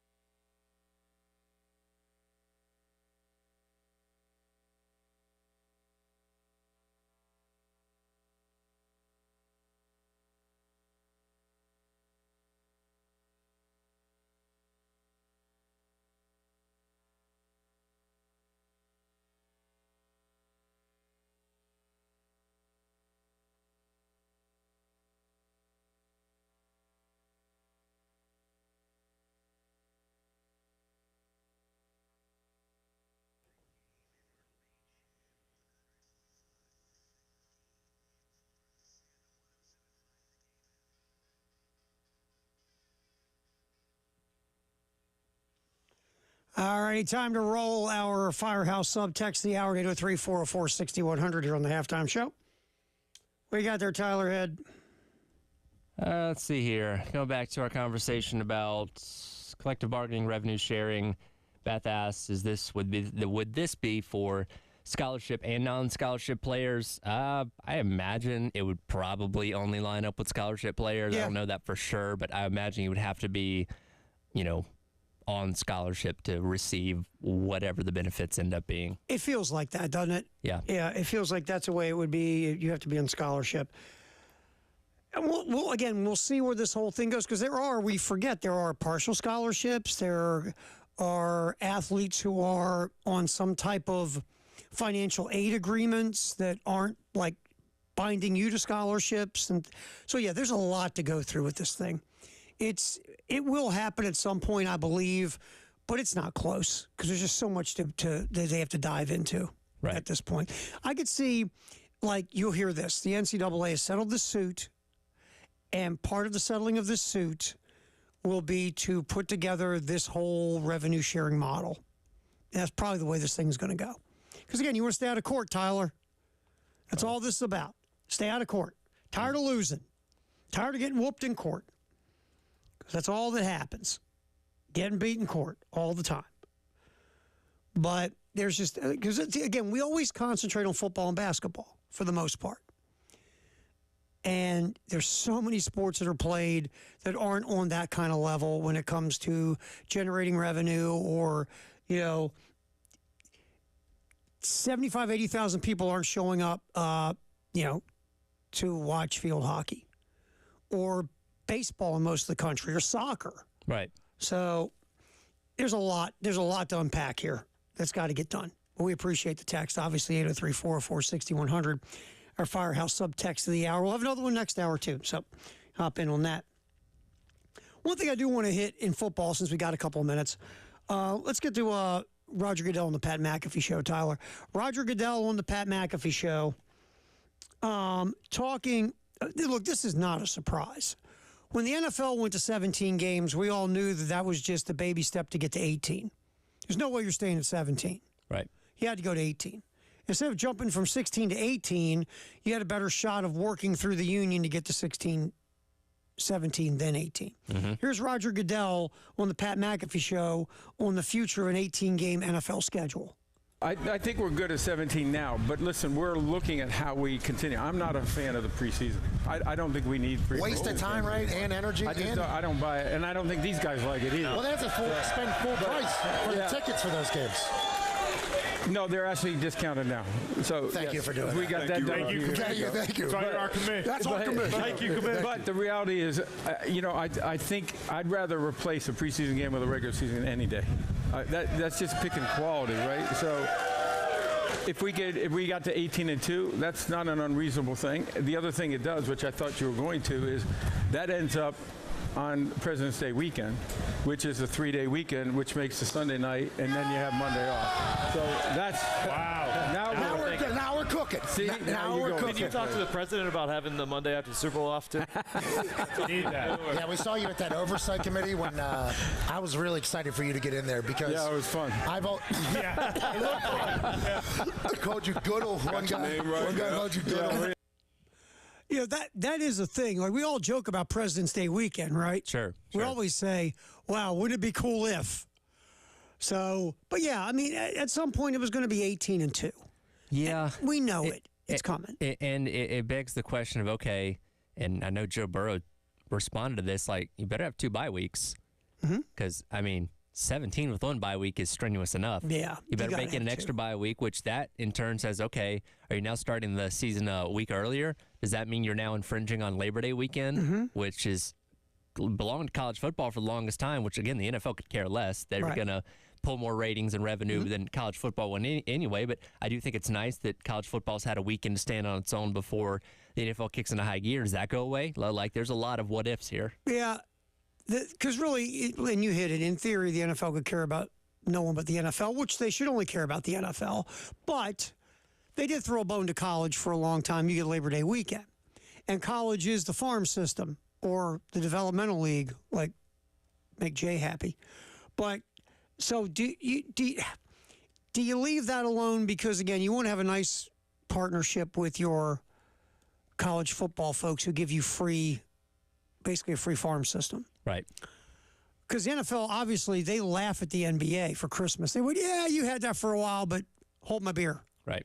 Now we're going to take over the Christmas and Christmas on a Wednesday this year. They're like, yeah, we'll play a game then. They don't. It's like, yeah, we'll play them. We don't care. And you know what? We're going to watch. Absolutely, we will. So it will be interesting once you go to 18 games. You're going to got to have 2 bye weeks, and how you're going to build your schedule. But look, even the commissioner of the league says he doesn't care about preseason games. Yeah, I know. So it's ridiculous. Yeah, and preseason games have become, besides filling out the bottom of your roster, they have become pretty obsolete for the most part to a lot of teams and coaches as well. All right, we'll come back. What's trending at 2, sponsored by Traditions Fine Jewelry and Gamecock Traditions on the halftime show on the game.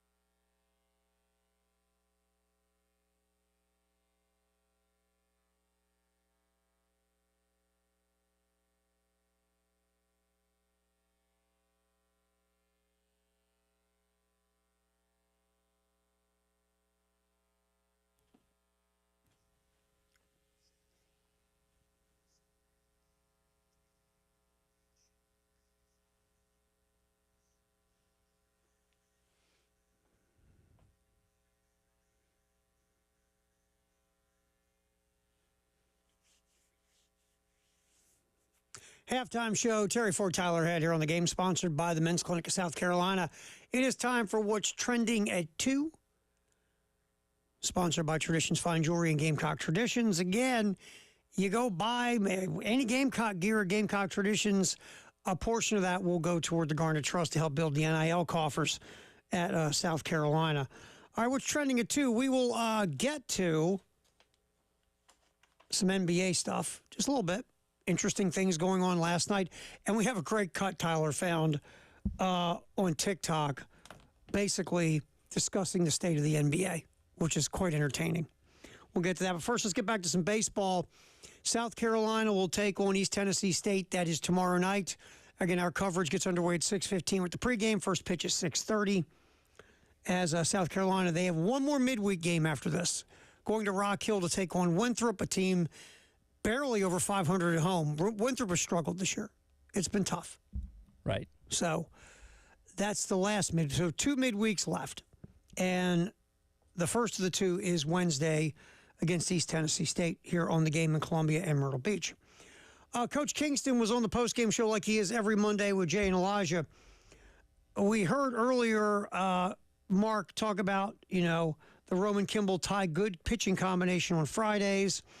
Also, he discussed our boy Brinling and his emergence as the leadoff hitter. Let's go to this one, Tyler. Cut 4. Coach Kingston did do a shift in the lineup. He had moved Talmadge Lecroy to short, Gavin Casas to third, Ethan Petrie to first base. Because remember, Will Tippett, the regular shortstop's been out with injury, with some injury stuff. And it was the best offensive lineup South Carolina could put on the field. Here's Mark talking about the latest lineup shift. Well, it's just a bunch of older, experienced hitters that can grind out at bats. And sometimes in our league, sometimes in college baseball, especially now in 2024 with the advent of the transfer portal, it's really important that you just have as many older, experienced guys giving workmanlike, tough at-bats as you possibly can. That's what leads to rallies continuing on instead of maybe fizzling out. And so we decided to sacrifice a little bit of defense in the hopes that it would really, give us a lot of help offensively. And so far in the short term, that's exactly what's happened. And, look, if you're South Carolina, you're looking to get the best offensive lineup on the field at this point. You've had some inconsistencies on offense this year. A lot going into the weekend, a lot of your overall team stats are either middle of the pack or below the middle of the pack in the SEC, especially hitting with runners in scoring position and runners on base. Right. Will Tippett, who finally got it going with the bat here recently before he got hurt. We'll hear about Tippett's progress in a minute from Coach Kingston. So you're like, you know what? Ellis, he's still a work in progress. Screw it. Let's just go for it and put our best offensive team on the field. We're going to slide Lecroy over to short. We're going to put Casas at third, Ethan Petrie at first, and let's just go cook. And let's see what happens. And it worked out well over the weekend, winning 2 out of 3. Yeah, I think so. And I think even the defense itself looked a little more crisp than it's been at times. Lecroy has had some struggles at third base at times this year. I thought he did fine in the shortstop role. Thought Casas did fine at third. Obviously Petrie's played first base before, but I thought it looked fine. And again, the lineup scoring 28 runs against Kentucky over the weekend obviously clicks there. So it'll be interesting to see what happens when Tippett comes back and what you decide to do from there. But however much longer you got to use this lineup, it looks like it works. All right, and speaking of moving guys around, let's go to Cut 5, Tyler. Here's Coach Kingston, again, on the postgame show yesterday with Jay and Elijah, talking about getting guys ready for all these position changes. Well, we do that all the time, even in the fall. Gavin Casas played a lot of games at third base in the fall, and Ethan Petrie played games at first base in the fall. So this is not just some new thing that we created this week and said, let's roll the dice. Like, we've been preparing for this.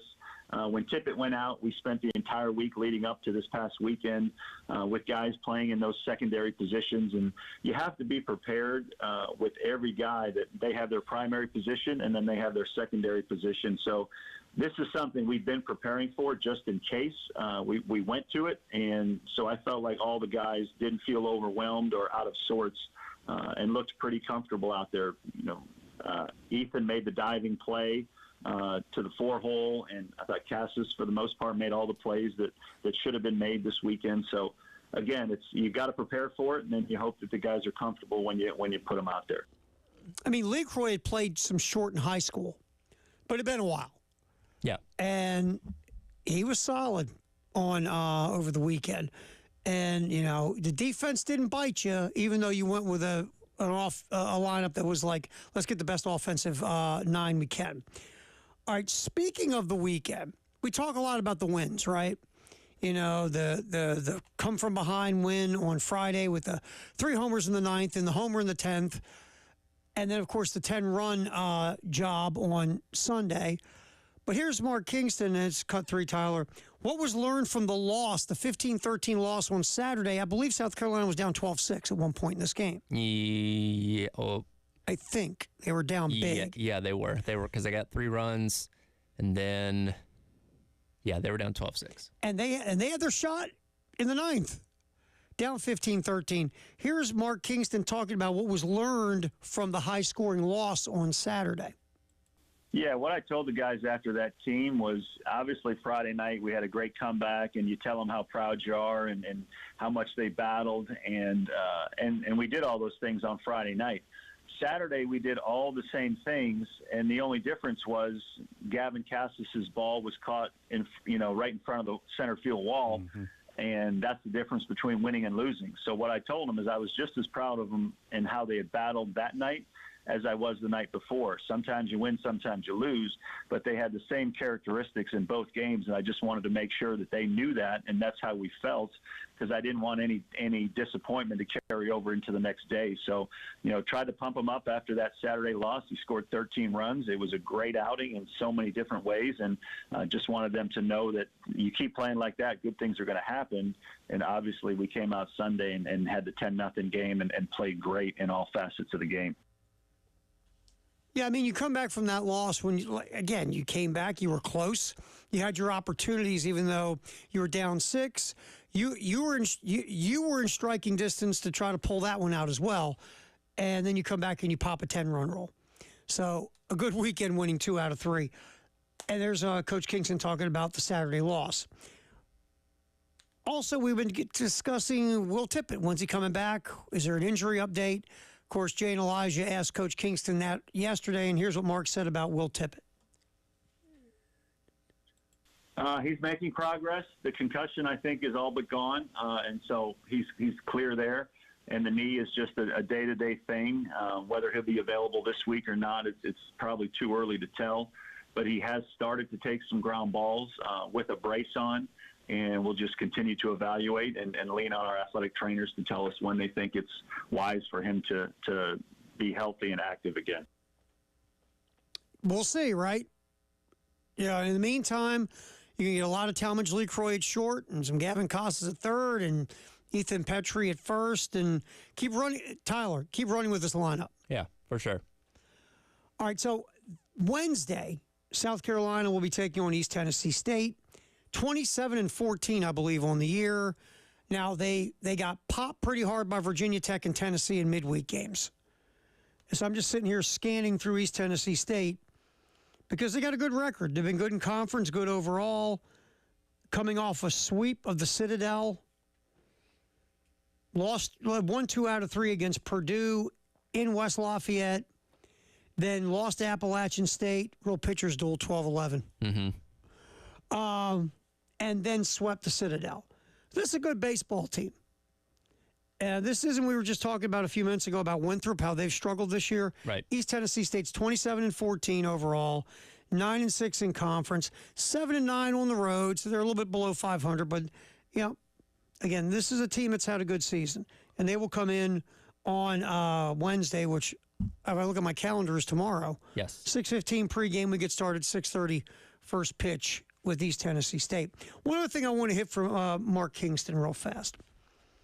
Blake Jackson was gigantic Friday night. Home run, part of the 3 home run barrage in the 9th. Had the game-winning bomb in the 10th after Kentucky had taken the lead in the top of the inning. Here's Coach Kingston talking about Blake Jackson's confidence after the big at-bats on Friday.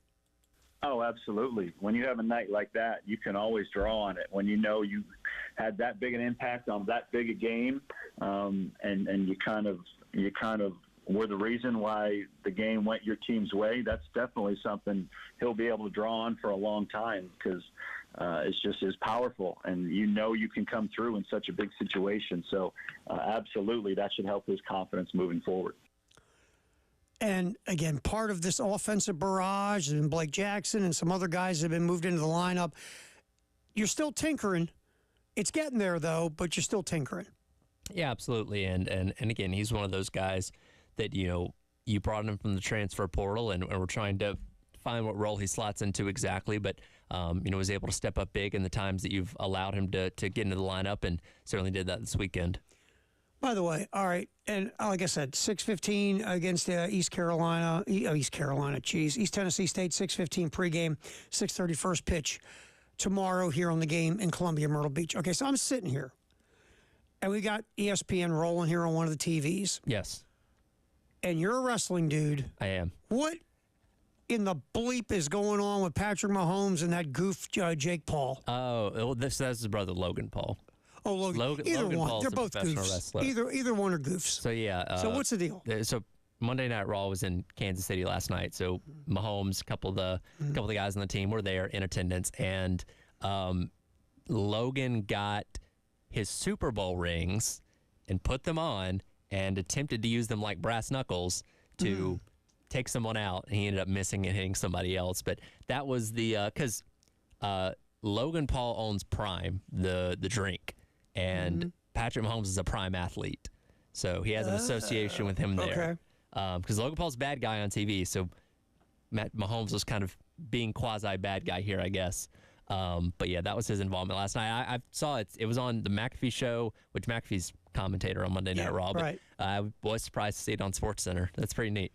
Yeah, I was looking at like, what's Patrick Mahomes doing? And I just saw Paul, and I'd forgotten that he had a brother who's as much a goof as he as Jake. I'll say this: Logan Paul is actually a pretty good professional wrestler. He's taken to it pretty well. Really? He actually, he takes it seriously. It's not just a joke. Okay. Like Jake does with boxing. Interesting. Yeah, I just. By the way, did you hear that Jake and Tyson? That's going to be an officially sanctioned fight. We talked about it yesterday. Yep. But look, they'll sanction anything. I know. I get it. Find a state. We all just want to see Jake Paul knocked out, right? We want to see Mike Tyson knock out Jake Paul. Yes, of course. For anybody that's going to buy this pay-per-view, that's why we're tuning in, because we want to see Jake Paul get his teeth kicked in. Well, and I'd like to see Mike Tyson bite off his ear. But that's just me. I said this yesterday. I will never buy any of these Paul pay-per-views ever in my life. Sure. But because it's Mike Tyson, if someone I knew bought it and invited me over, you'd watch it. I'd go watch it. Now, there's talk, and you know this better than me because I could care less about the Paul family. Yeah. I would rather watch the Kardashians than the Pauls. Sure, okay. Sure. And I got no use for any of it. But I will say this: there are people that think that all the Paul stuff in boxing is staged, and a lot of it is under the table stuff. If they're paying these other people not to kill him, to build him up. And other people are making a bag or two, so to speak, on the side. Sure. I hope that's not true, because I really hope Mike Tyson, despite the fact, what's he pushing, how old now? Ooh, he's going to be getting close to 60, right? Even though Tyson's in his 50s, maybe close to 60, early 60s, most folks hope that Tyson dismembers him. Yeah, totally. That's the hope. Even though we know it's going to be a dumpster fire and it's going to be, a sideshow and a freak show. If the end of it is Paul laying on the canvas, bleeding profusely, maybe losing a body part or two, I'm in. Sure. Not going to lie. I'm in. All right, even though he's going to get paid a ton of money. He doesn't care. All right. What's trending at 2, we'll continue on. Some of the things happening in the world of sports outside of Columbia.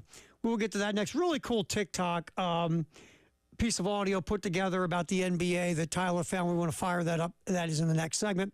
Terry Ford, Tyler Head, halftime show sponsored by the Men's Clinic of South Carolina till 3 here on the game.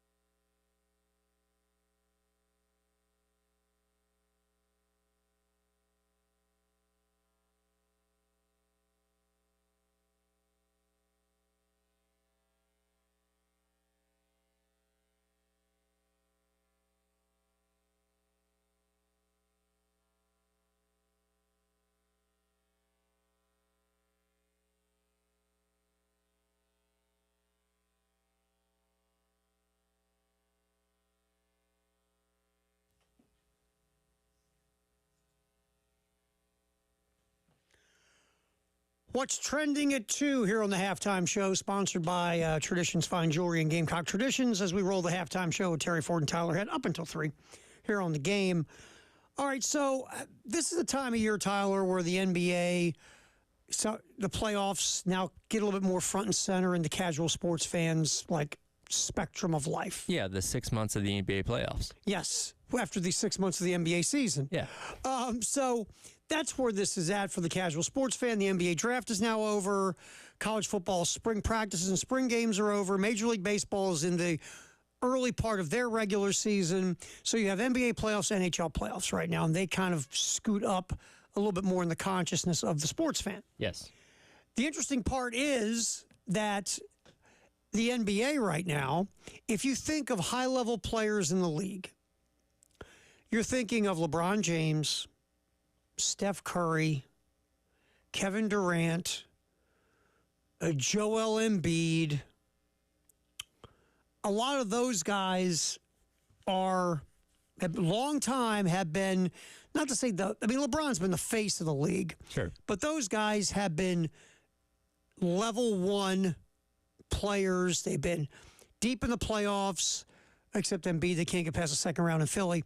But the other guys have played for championships, won championships, blah, blah, blah. Hall of Famers. They have been the faces for the league for a long time, to the point where you don't have to be an NBA fan to know who they are. The casual sports fan, the casual person can at least tell you something about Steph Curry.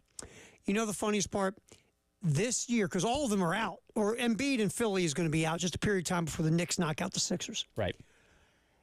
This will be the first time since Steph Curry came in the league that neither Curry, Kevin Durant, or LeBron James, none of them did not advance past the first round of the NBA playoffs. That's how long these dudes have been going deep in the postseason, those three. First time they've all been knocked out in the first round since Curry came into the league. But they're gone. They're out.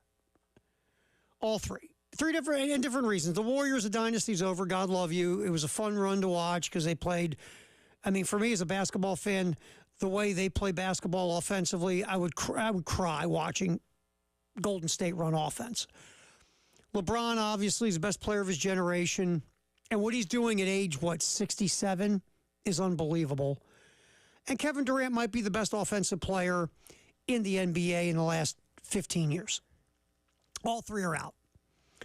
Well, Tyler found this great little TikTok. Preston found it. Preston found it? He wanted to use it this morning. All right, so Preston, I've gotten some mileage out of it today. This is fantastic because Preston, we'll give Preston his due and his credit, found this video on TikTok, and we have the audio of it from a millennial talking about the state of the NBA playoffs. Hey, fellow millennial NBA fan. You doing all right? We're witnessing the end of LeBron, Steph, Clay, KD, Kawhi, Westbrook, Harden, Paul George, and Jimmy Butler all in the same postseason. None of them are going to make the second round and maybe never will again. So I just want to know if you're doing okay. I don't know if I'm doing okay. This video is not sponsored by BetterHelp. This video is sponsored by Anthony Edwards and Joker and Luka and Jason Tatum. I'm sorry. I'm going through it. We're old now. That's so good. Because, if you're a millennial, you grew up on those dudes. Oh, yeah, totally. No, it definitely feels like a changing of the guard. I mean, we looked at what Anthony Edwards did the other night. Obviously, Joker got his championship a season ago. Nuggets, right back in there in the mix, in the second round now. It just really feels like we're going through this shift, and it happens in every single sport. The Bradys, the Mannings, they all retire, and you have the Patrick Mahomes and the Josh Allens and those types that eventually rise up. It's the natural cycle of sports. It's just, I think we're all becoming very self-aware that it's happening in basketball. I mean, dudes get older. I mean, they do. I mean, look, the Lakers, everybody wants the Lakers to be so good and relevant and matter, and they don't right now. They just don't, and they've got to do some things if they want to matter again. They're going to blame Darvin Ham. Okay. How about the dude that looks like Rob Lowe, who's the GM who can't, besides, getting AD and LeBron hasn't really done a whole lot to sustain what the Lakers used to be. You know, Phoenix is a disaster. You got 3 guys making $150 million, and then they go find dudes at the Y to fill the roster because they can't afford anything, and they're built to fail. And Kevin Durant, God love him, and I'm a huge Kevin Durant fan. Kevin Durant, there is no place on the court Kevin Durant can't score on you. Yeah. Kevin Durant's the guy that gets the ball, crosses half court, and says, "Hey, bub, how do you want me to score on you? Want me to hit a 3 in your face? Want me to drive by you and dunk? Want me to go to my left, go to my right? You pick how I'm going to embarrass you." Sure. Kevin Durant is a phenomenal offensive player, but he's not a leader. He's not an alpha dog. He was in Golden State. Kevin Durant could have won 2 or 3 more rings at Golden State. Decided he wanted to go lead a team. I'll show you. You don't think I can do it? You watch me. And how's it been since he left Golden State? Not great. No. God love him. That whole mess in Phoenix is a mess. And then, you look at Golden State. It's just done. It ran its course. Draymond's older. Clay's older. Steph's still phenomenal, but obviously Steph isn't 27 years old anymore. The young guys on that team that they've drafted and brought in haven't stepped up the way they needed them to. Golden State, it's done. So, yeah, to your point, Tyler, what a lot of millennials grew up on, it's all going away now. Mm-hmm. And this new wave is coming through. And look, the Celtics are the best team in the NBA. Record-wise, talent. Porzingis got hurt last night. Don't know what's going to happen there. Wow, Porzingis got hurt. That never happens. Sure. So we'll see what happens for the Celtics. But I'm going to say this. Everybody who's just automatically punching the Celtics to the finals, the Knicks are going to make this very difficult.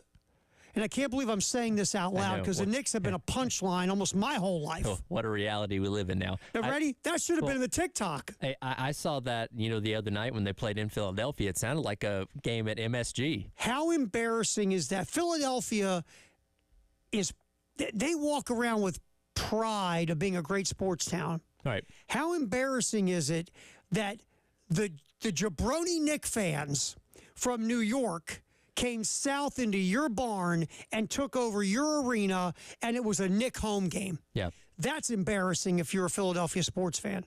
I'm sorry. Look, I get it. I sold my tickets because the Sixers, they got no shot. Sure. I'm not going to waste my time. I'm going to make some money on my tickets. And how much do you think a Knicks fan would be willing to play for a playoff ticket right now? A lot. Let me tell you what. They have been such a disaster for so long, and they're legit good right now. Yeah. The Knicks fans are delusional anyway. They think the Knicks are like the Lakers and the Celtics and the Bulls and the Warriors. Guess what? You're not. No.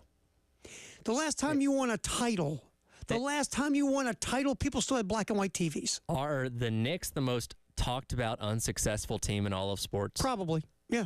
Because at least the Cowboys' Super Bowls weren't that long ago. Yeah, I mean, that was at least within a 30-year period. The Knicks haven't won since the early 70s.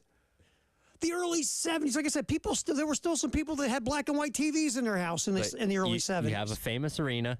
You've got a lot of celebrity fans. Yep. And it's like, who's sitting courtside at the Knicks game tonight? Like, that's kept them relevant for a long time. Yeah. When they otherwise, and Stephen A. Smith is the biggest cheerleader for them. I know he was having a field day this morning or yesterday morning on Get Up, or First Take, whatever it is. Other than that, not much to hang your hat on for the better part of 40 years. So they're going crazy. They're tingly right now. Right. And they have a legit look. I think if Porzingis comes back, the Celtics are better on paper than the Knicks, but the Knicks have a grit to them that the Celtics don't have. Right. And it only takes a little bit of things to go sideways in a 7-game series because the Knicks are also talented. And the Celtics, we have that perception, kind of an underachiever for the talent. Yeah. So what happened in Philly with the Knicks fans taking over, that was embarrassing. My girlfriend's from Philly. She was, oh my God. I can't repeat the profanity that came out of my house. All right. So that's what's trending at 2, sponsored by Traditions Fine Jewelry and Gamecock Traditions. Wow. It's the last day of April, Tyler Head. It's also the greatest day in the history of the world. Sponsored by 1-800-GOT-JUNK. That's next on the halftime show, right here on The Game.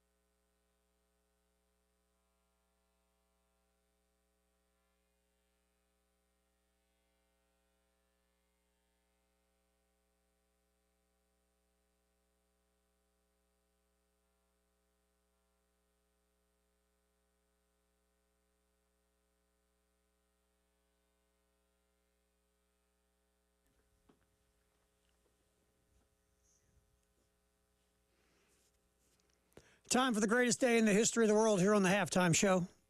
What was that? Okay. Sponsored by 1-800-GOT-JUNK. The best name in professional sports won a playoff series today. A year ago, 2023, the Seattle Kraken became the first NHL franchise to earn its first ever playoff series win against the reigning Stanley Cup champions, eliminating the Colorado Avalanche in 7 games. I love that name, the Kraken. I think it's mad. I'm not a big gear guy. I would definitely sport some Kraken merch. There's no doubt. All right, 2015, for the first time in 51 years, the NFL draft returned to Chicago. Florida State's Jameis Winston was selected first overall by the Tampa Bay Buccaneers, and Jameis Winston had a terrible habit of throwing the ball to the other team as a starter in Tampa. And now he's just a journeyman backup quarterback. This day in 2010, Tiger Woods matched the worst 9-hole score of his PGA Tour career, winds up with a 7 over 79, missed the cut at Quail Hollow. Woods finished 9 over. Highest 36-hole total of his career, only the 6th time in his 14-year career that he had missed the cut, and that was in 2010. This is a crazy, sad story that happened in 1993. Monica Seles, if you don't know this whole situation, top-ranked player in women's tennis in 1993. Monica Seles at that time had won 9 majors. Monica Seles was pretty much whooping her rival Steffi Graf at every turn. Monica Seles went to play in a tournament in Hamburg, Germany. Steffi Graf, by the way, German. And a crazy nutbag Steffi Graf fan named Gunter Parsch, 38 years old, decided to reach over a courtside railing and stab Monica Seles in the back. Now, she had an inch-deep slit between her shoulder blades, missed the remainder of the 93 season. Now, she had won the Australian Open in 93 earlier in the year. Seles came back after a hiatus, but was never the same player. Only won 1 major after that.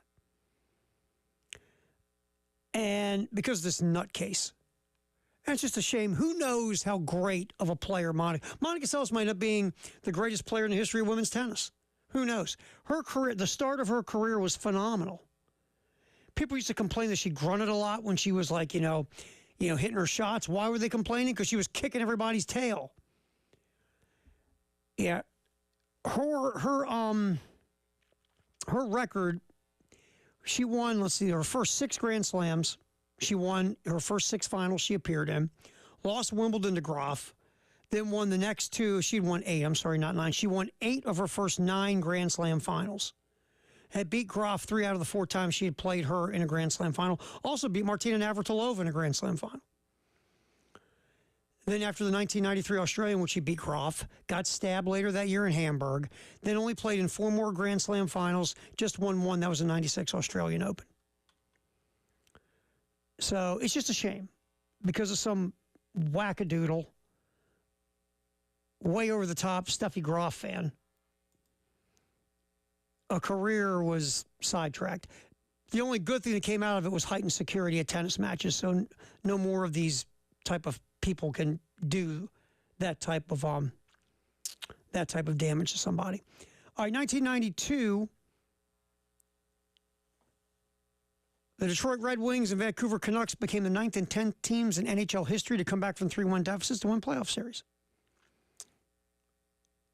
1987, a great NHL player, Mike Bossy of the New York Islanders, played in his last NHL game. 1985, Bruce Smith, defensive end from Virginia Tech, was the first pick overall in the draft by the Buffalo Bills. Obviously, Bruce Smith went on to a Hall of Fame career. 1976, Muhammad Ali wins a unanimous 15-round decision over Jimmy Young in Landover, Maryland to keep his heavyweight championship. This is just interesting because of the history. 1975, Larry O'Brien is named the NBA's 3rd commissioner, following J. Walter Kennedy and Maurice Podoloff. Podoloff had the gig for 17 years, Kennedy 8 years. Larry O'Brien held the position from 75 to 84. That was kind of a dark time in the NBA in some ways. There was the drug scandal in Phoenix. And I say this all the time to people. Folks don't understand. When you watch the NBA today, when Magic Johnson played in the final against Dr. J and the Philadelphia 76ers in the early 80s, the Lakers and Sixers, NBA Finals, superstars all over the place. The game, tape delay broadcast on CBS after your late local news. That's where the NBA was in the early 80s when Magic Johnson and Larry Bird showed up. And they saved the NBA in a lot of ways. Yes, a championship series game on tape delay. Think about that. That was that world when Larry O'Brien was the commissioner. It wasn't all Larry O'Brien's fault. But near the end of it, though, when Magic and Larry showed up, at the end of Larry O'Brien's tenure, the league was starting to turn itself around. So Larry O'Brien did hand it off to David Stern in much better shape than it was through the Larry O'Brien era. But Larry O'Brien was named the third commissioner of the NBA this day in 1975. 1971, the Milwaukee Bucks, led by some dude named Lou Alcindor, became the second team to register a 4-game sweep in the NBA championship, beating the Baltimore Bullets. Yep, Baltimore actually had an NBA team for a while. Good long They while. would later become the Washington Bullets, correct? Yep. Capital Bullets first. Capital Bullets. Then the Washington Bullets, then the Washington Wizards. But they originally were the Baltimore Bullets. Never won a championship as the Baltimore Bullets. Lost the finals twice. Lost to Milwaukee and lost to Golden State. Not led by Steph Curry. Led by Rick Barry. And a couple more here before we jump out some baseball. This day in 1961, some dude named Willie Mays hit 4 home runs in a game as the San Francisco Giants beat the Milwaukee Braves. 1961, Ted Williams became the 10th major leaguer to get 1,000 extra base hits. That's what, the third or fourth Ted Williams we've gotten so far? Yeah, we've got some Ted Williams here lately. And on this day in 1939, Lou Gehrig set the major league record by playing in 2,130 consecutive games. Who knows how long that streak would have been if Lou Gehrig didn't get Lou Gehrig's disease? That's right. And what was Cal Ripken's record? Oh, geez, 2,000. Oh, I forget his exactly. It's 2,300 and something, I believe. Yeah. And again, theoretically, would think Gehrig could have given that a run. Gehrig was, but until Gehrig got sick with ALS, Gehrig was still playing really well at a high level. Right. And then all of a sudden, all of his numbers started to go down. People were like, whoa, what's up here? And they found out that he had ALS. 2,632. Oh, thank you. I should know that being from Baltimore. 2,632. That'll never be broken, by the way. No, it won't. With the rest guys have now and the analytics that we have now and the science that goes into recovery and all that kind of stuff, they're never going to allow that to happen. It tells you that an athlete should not play that many consecutive games. If you want to go by optimum rest and performance, you should not play that many games in a row. No. When you put it in hindsight, going 20 consecutive years without missing a game for a sport that goes as long as baseball does is insane. You're like, Cal, you're insane. Yeah. And I'll be honest with you, in Baltimore, for a good period of time during that streak, there were people that wish he wouldn't keep going because in September he struggled. Yeah. The Orioles in the early 90s were competing to get in the playoffs every year. Right. Chasing the Toronto Blue Jays or Detroit Tigers, whoever. And there was the thought that because Ripken was at times the best offensive player on the team, but he would struggle in September during a pennant race, and people would go, you know what, dude, you wouldn't struggle if you took a couple days off. Right. Maybe you should rest up because you know what? Getting to the playoffs is more important than your streak, bub. Yep. But once he got close to breaking that streak, guess what nobody said anymore? He's got to keep going. You don't remember this. Keith Olbermann was doing SportsCenter with Dan Patrick. I know a lot about Keith Olbermann. And Keith Olbermann said that Ripken should stop at 21:30 so he could stay tied with Lou Gehrig and not pass Lou Gehrig. It was an interesting take that didn't play well in Baltimore. I'm sure it did. All right, we'll get back in here. Firehouse Sub text the hour next on the halftime show. Terry Ford, Tyler Head on the game.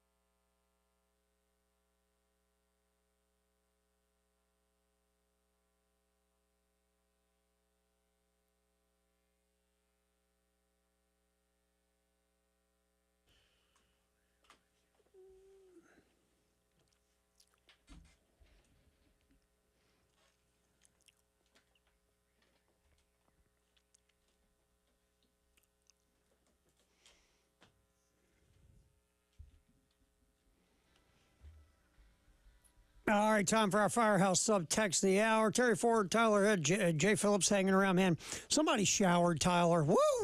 Thank you. Little body wash there, man. Some shampoo. That's me. I went out there and had to ask for his name because we hadn't seen him in so long. I know. It's like, who is I this was here dude? yesterday, but I was too hungover to come into your show, so I just had to do my own. And Well, you spend a get yourself weekend together. You spend a weekend plus a day in the beer capital of the South, and you need a little extra time. So that 5 minutes that I come here with you guys, that was I had to recover. Little nappy time out there. Well, now yesterday you had that barley and hops body wash smell, Thank you. and today you have that. Now, do you use the 3-in-1 shampoo, conditioner, body wash, or you have just all the different- 2-in-1. I don't need to use soap, Terry. That's because you have I'm good. a good natural body odor that comes off of you. Yep. Just keep thinking that. But I keep my hair clean. Keep going with that. That's true. Thanks. I do it. So, how many different craft beers did we try in Asheville while we were there, Jay Phillips? Yes. Yeah. 1, 2. Probably over the course of the 5 days I was there, I probably had 12 different beers. Nice. Yeah. But a few of them were just samples, like in the little flight size. Oh, yeah. Because Thursday afternoon, we were downtown for a little bit, but it wasn't too busy, and so the bartender was nice enough to allow us to have a couple of samples. I like the craft beer flights, man. When you get that deal, that's sure. cool. The flights are good when you don't know what you want, but when you do, just give it a whirl. And our friends at I say friends, they're nice people at the Green Man Brewery, the Green Mansion down on South Slope, Asheville. They've now come up with a few new really hoppy beers. Was that your favorite new beers? I don't know about favorite, but they're very good. I like the hoppier the better for me, man. Hoppy, piney, that's my beer. Did you ever watch the movie Superbad? Oh yeah. It's got more hops in it. Right. Love Superbad. The Superbad soundtrack is maybe one of the 10 finest soundtracks in the history of film. I still wear my McLovin T-shirt from time to time. Man, that's a good movie. So but the music is the best. And now Superbad kind of branched off Reno 911, right? Or did Reno 911 come before Superbad? I don't remember. I thought Superbad. Well, I would think Reno 911 maybe as a show was on before they made Superbad. Superbad came out 07. I was going to say right before we came on the air because Haney and I actually used a lot of the Superbad soundtrack as our You know what's funny about Superbad? Reno 911 came out in 03. Okay, you know what the funny thing about Superbad is? Obviously Jonah Hill went on and became gigantic. Yeah. Hey, Michael Cera too. I mean, he's a big but our star. boy McLovin, what happened? He pops up from time to time. He's been in a couple of the raunchy type of comedy films. Because again, that guy's typecast forever as McLovin. Yeah, he could be 40 years old. He's McLovin. Yeah, Jonah Hill has done a ton of different stuff. He's a really good actor. Yeah. Not as good actor now. He's lost weight. He can't get gigs like he used to. He fluctuates from movie to movie. Yeah, but he was great. He was great in Moneyball. Great in Wolf of Wall Street. Yep. Yeah. Oh, yeah. Michael, by the way, the record for most cuss words in a movie is Wolf of Wall Street. No, for sure. Cera obviously has done a lot of really cool stuff. But our boy McLovin, who really made that movie. He was very good. Nothing. Yeah. It's gone. Hopefully he's got some royalties at least. I hope. Anyway, Firehouse Subtext the hour 803-446-100. What you got? Yeah, and I'm sure Jay and Elijah are going to get into this a lot on the post-game show, but one texter brings up the point and says, you cannot collectively bargain with state governments in 75% of states. I said athletes would be joint employees of the schools as well as the overarching entity if it still was the NCAA they belong to, which would allow them to have a CBA without violating those state laws, the way I understand it. Well, here's the thing. Now, again, that's another piece to all these pieces. Yes. However you want to, whatever you want to call it, if they don't want to call it a union because they just don't want to, whatever you're doing, you are unionizing players in so much shape by collectively bargaining. You're organizing. Yes, you're organizing. However you want to call it, whatever stamp you want to call the players and the universities and whatever, but you are collectively bargaining to keep your butt out of court. Right. That's what you're doing, and it's coming because you and I talked about this house thing last year. Yeah. And we said, here's the one. Circle this one. Because all the other ones, not to say they're not important, this one if the NCAA walks into court, they're going to get whooped, and the NCAA as an entity is over. Because they owe about $1 billion. Multiply it by and then 4. you multiply it by 3 plus the fees. You get about $4 billion. And it comes close to 4. And yeah, that at that point you're done. You're done. So if you're a business, you're declaring bankruptcy and you disappear and you liquidate. Right. And so you're going to settle this. And as you settle it, because Jeffrey Kessler, who's the lead attorney for the plaintiffs, for the players, he's pretty good at this lawyering thing. Well, I remind people when they talk about how good these guys are, this was the man that represented Reggie White when Reggie White changed the National Football League. 1993, yep. Yeah. Mm-hmm. So what Curt Flood did in the 70s, Reggie White did in the 90s for the NFL, and this guy was Reggie White's attorney. Yeah. And he's been doing it ever since, and this is going to happen. And the model moving forward that will change college athletics forever. Absolutely. Yeah. You and Elijah coming next. Tyler, great job, my friend. We'll do this again tomorrow at what time we do this again? Noon. Yeah, noon. Correct. Yeah, that's at noon, right? Noon. Bring That's beer. noon.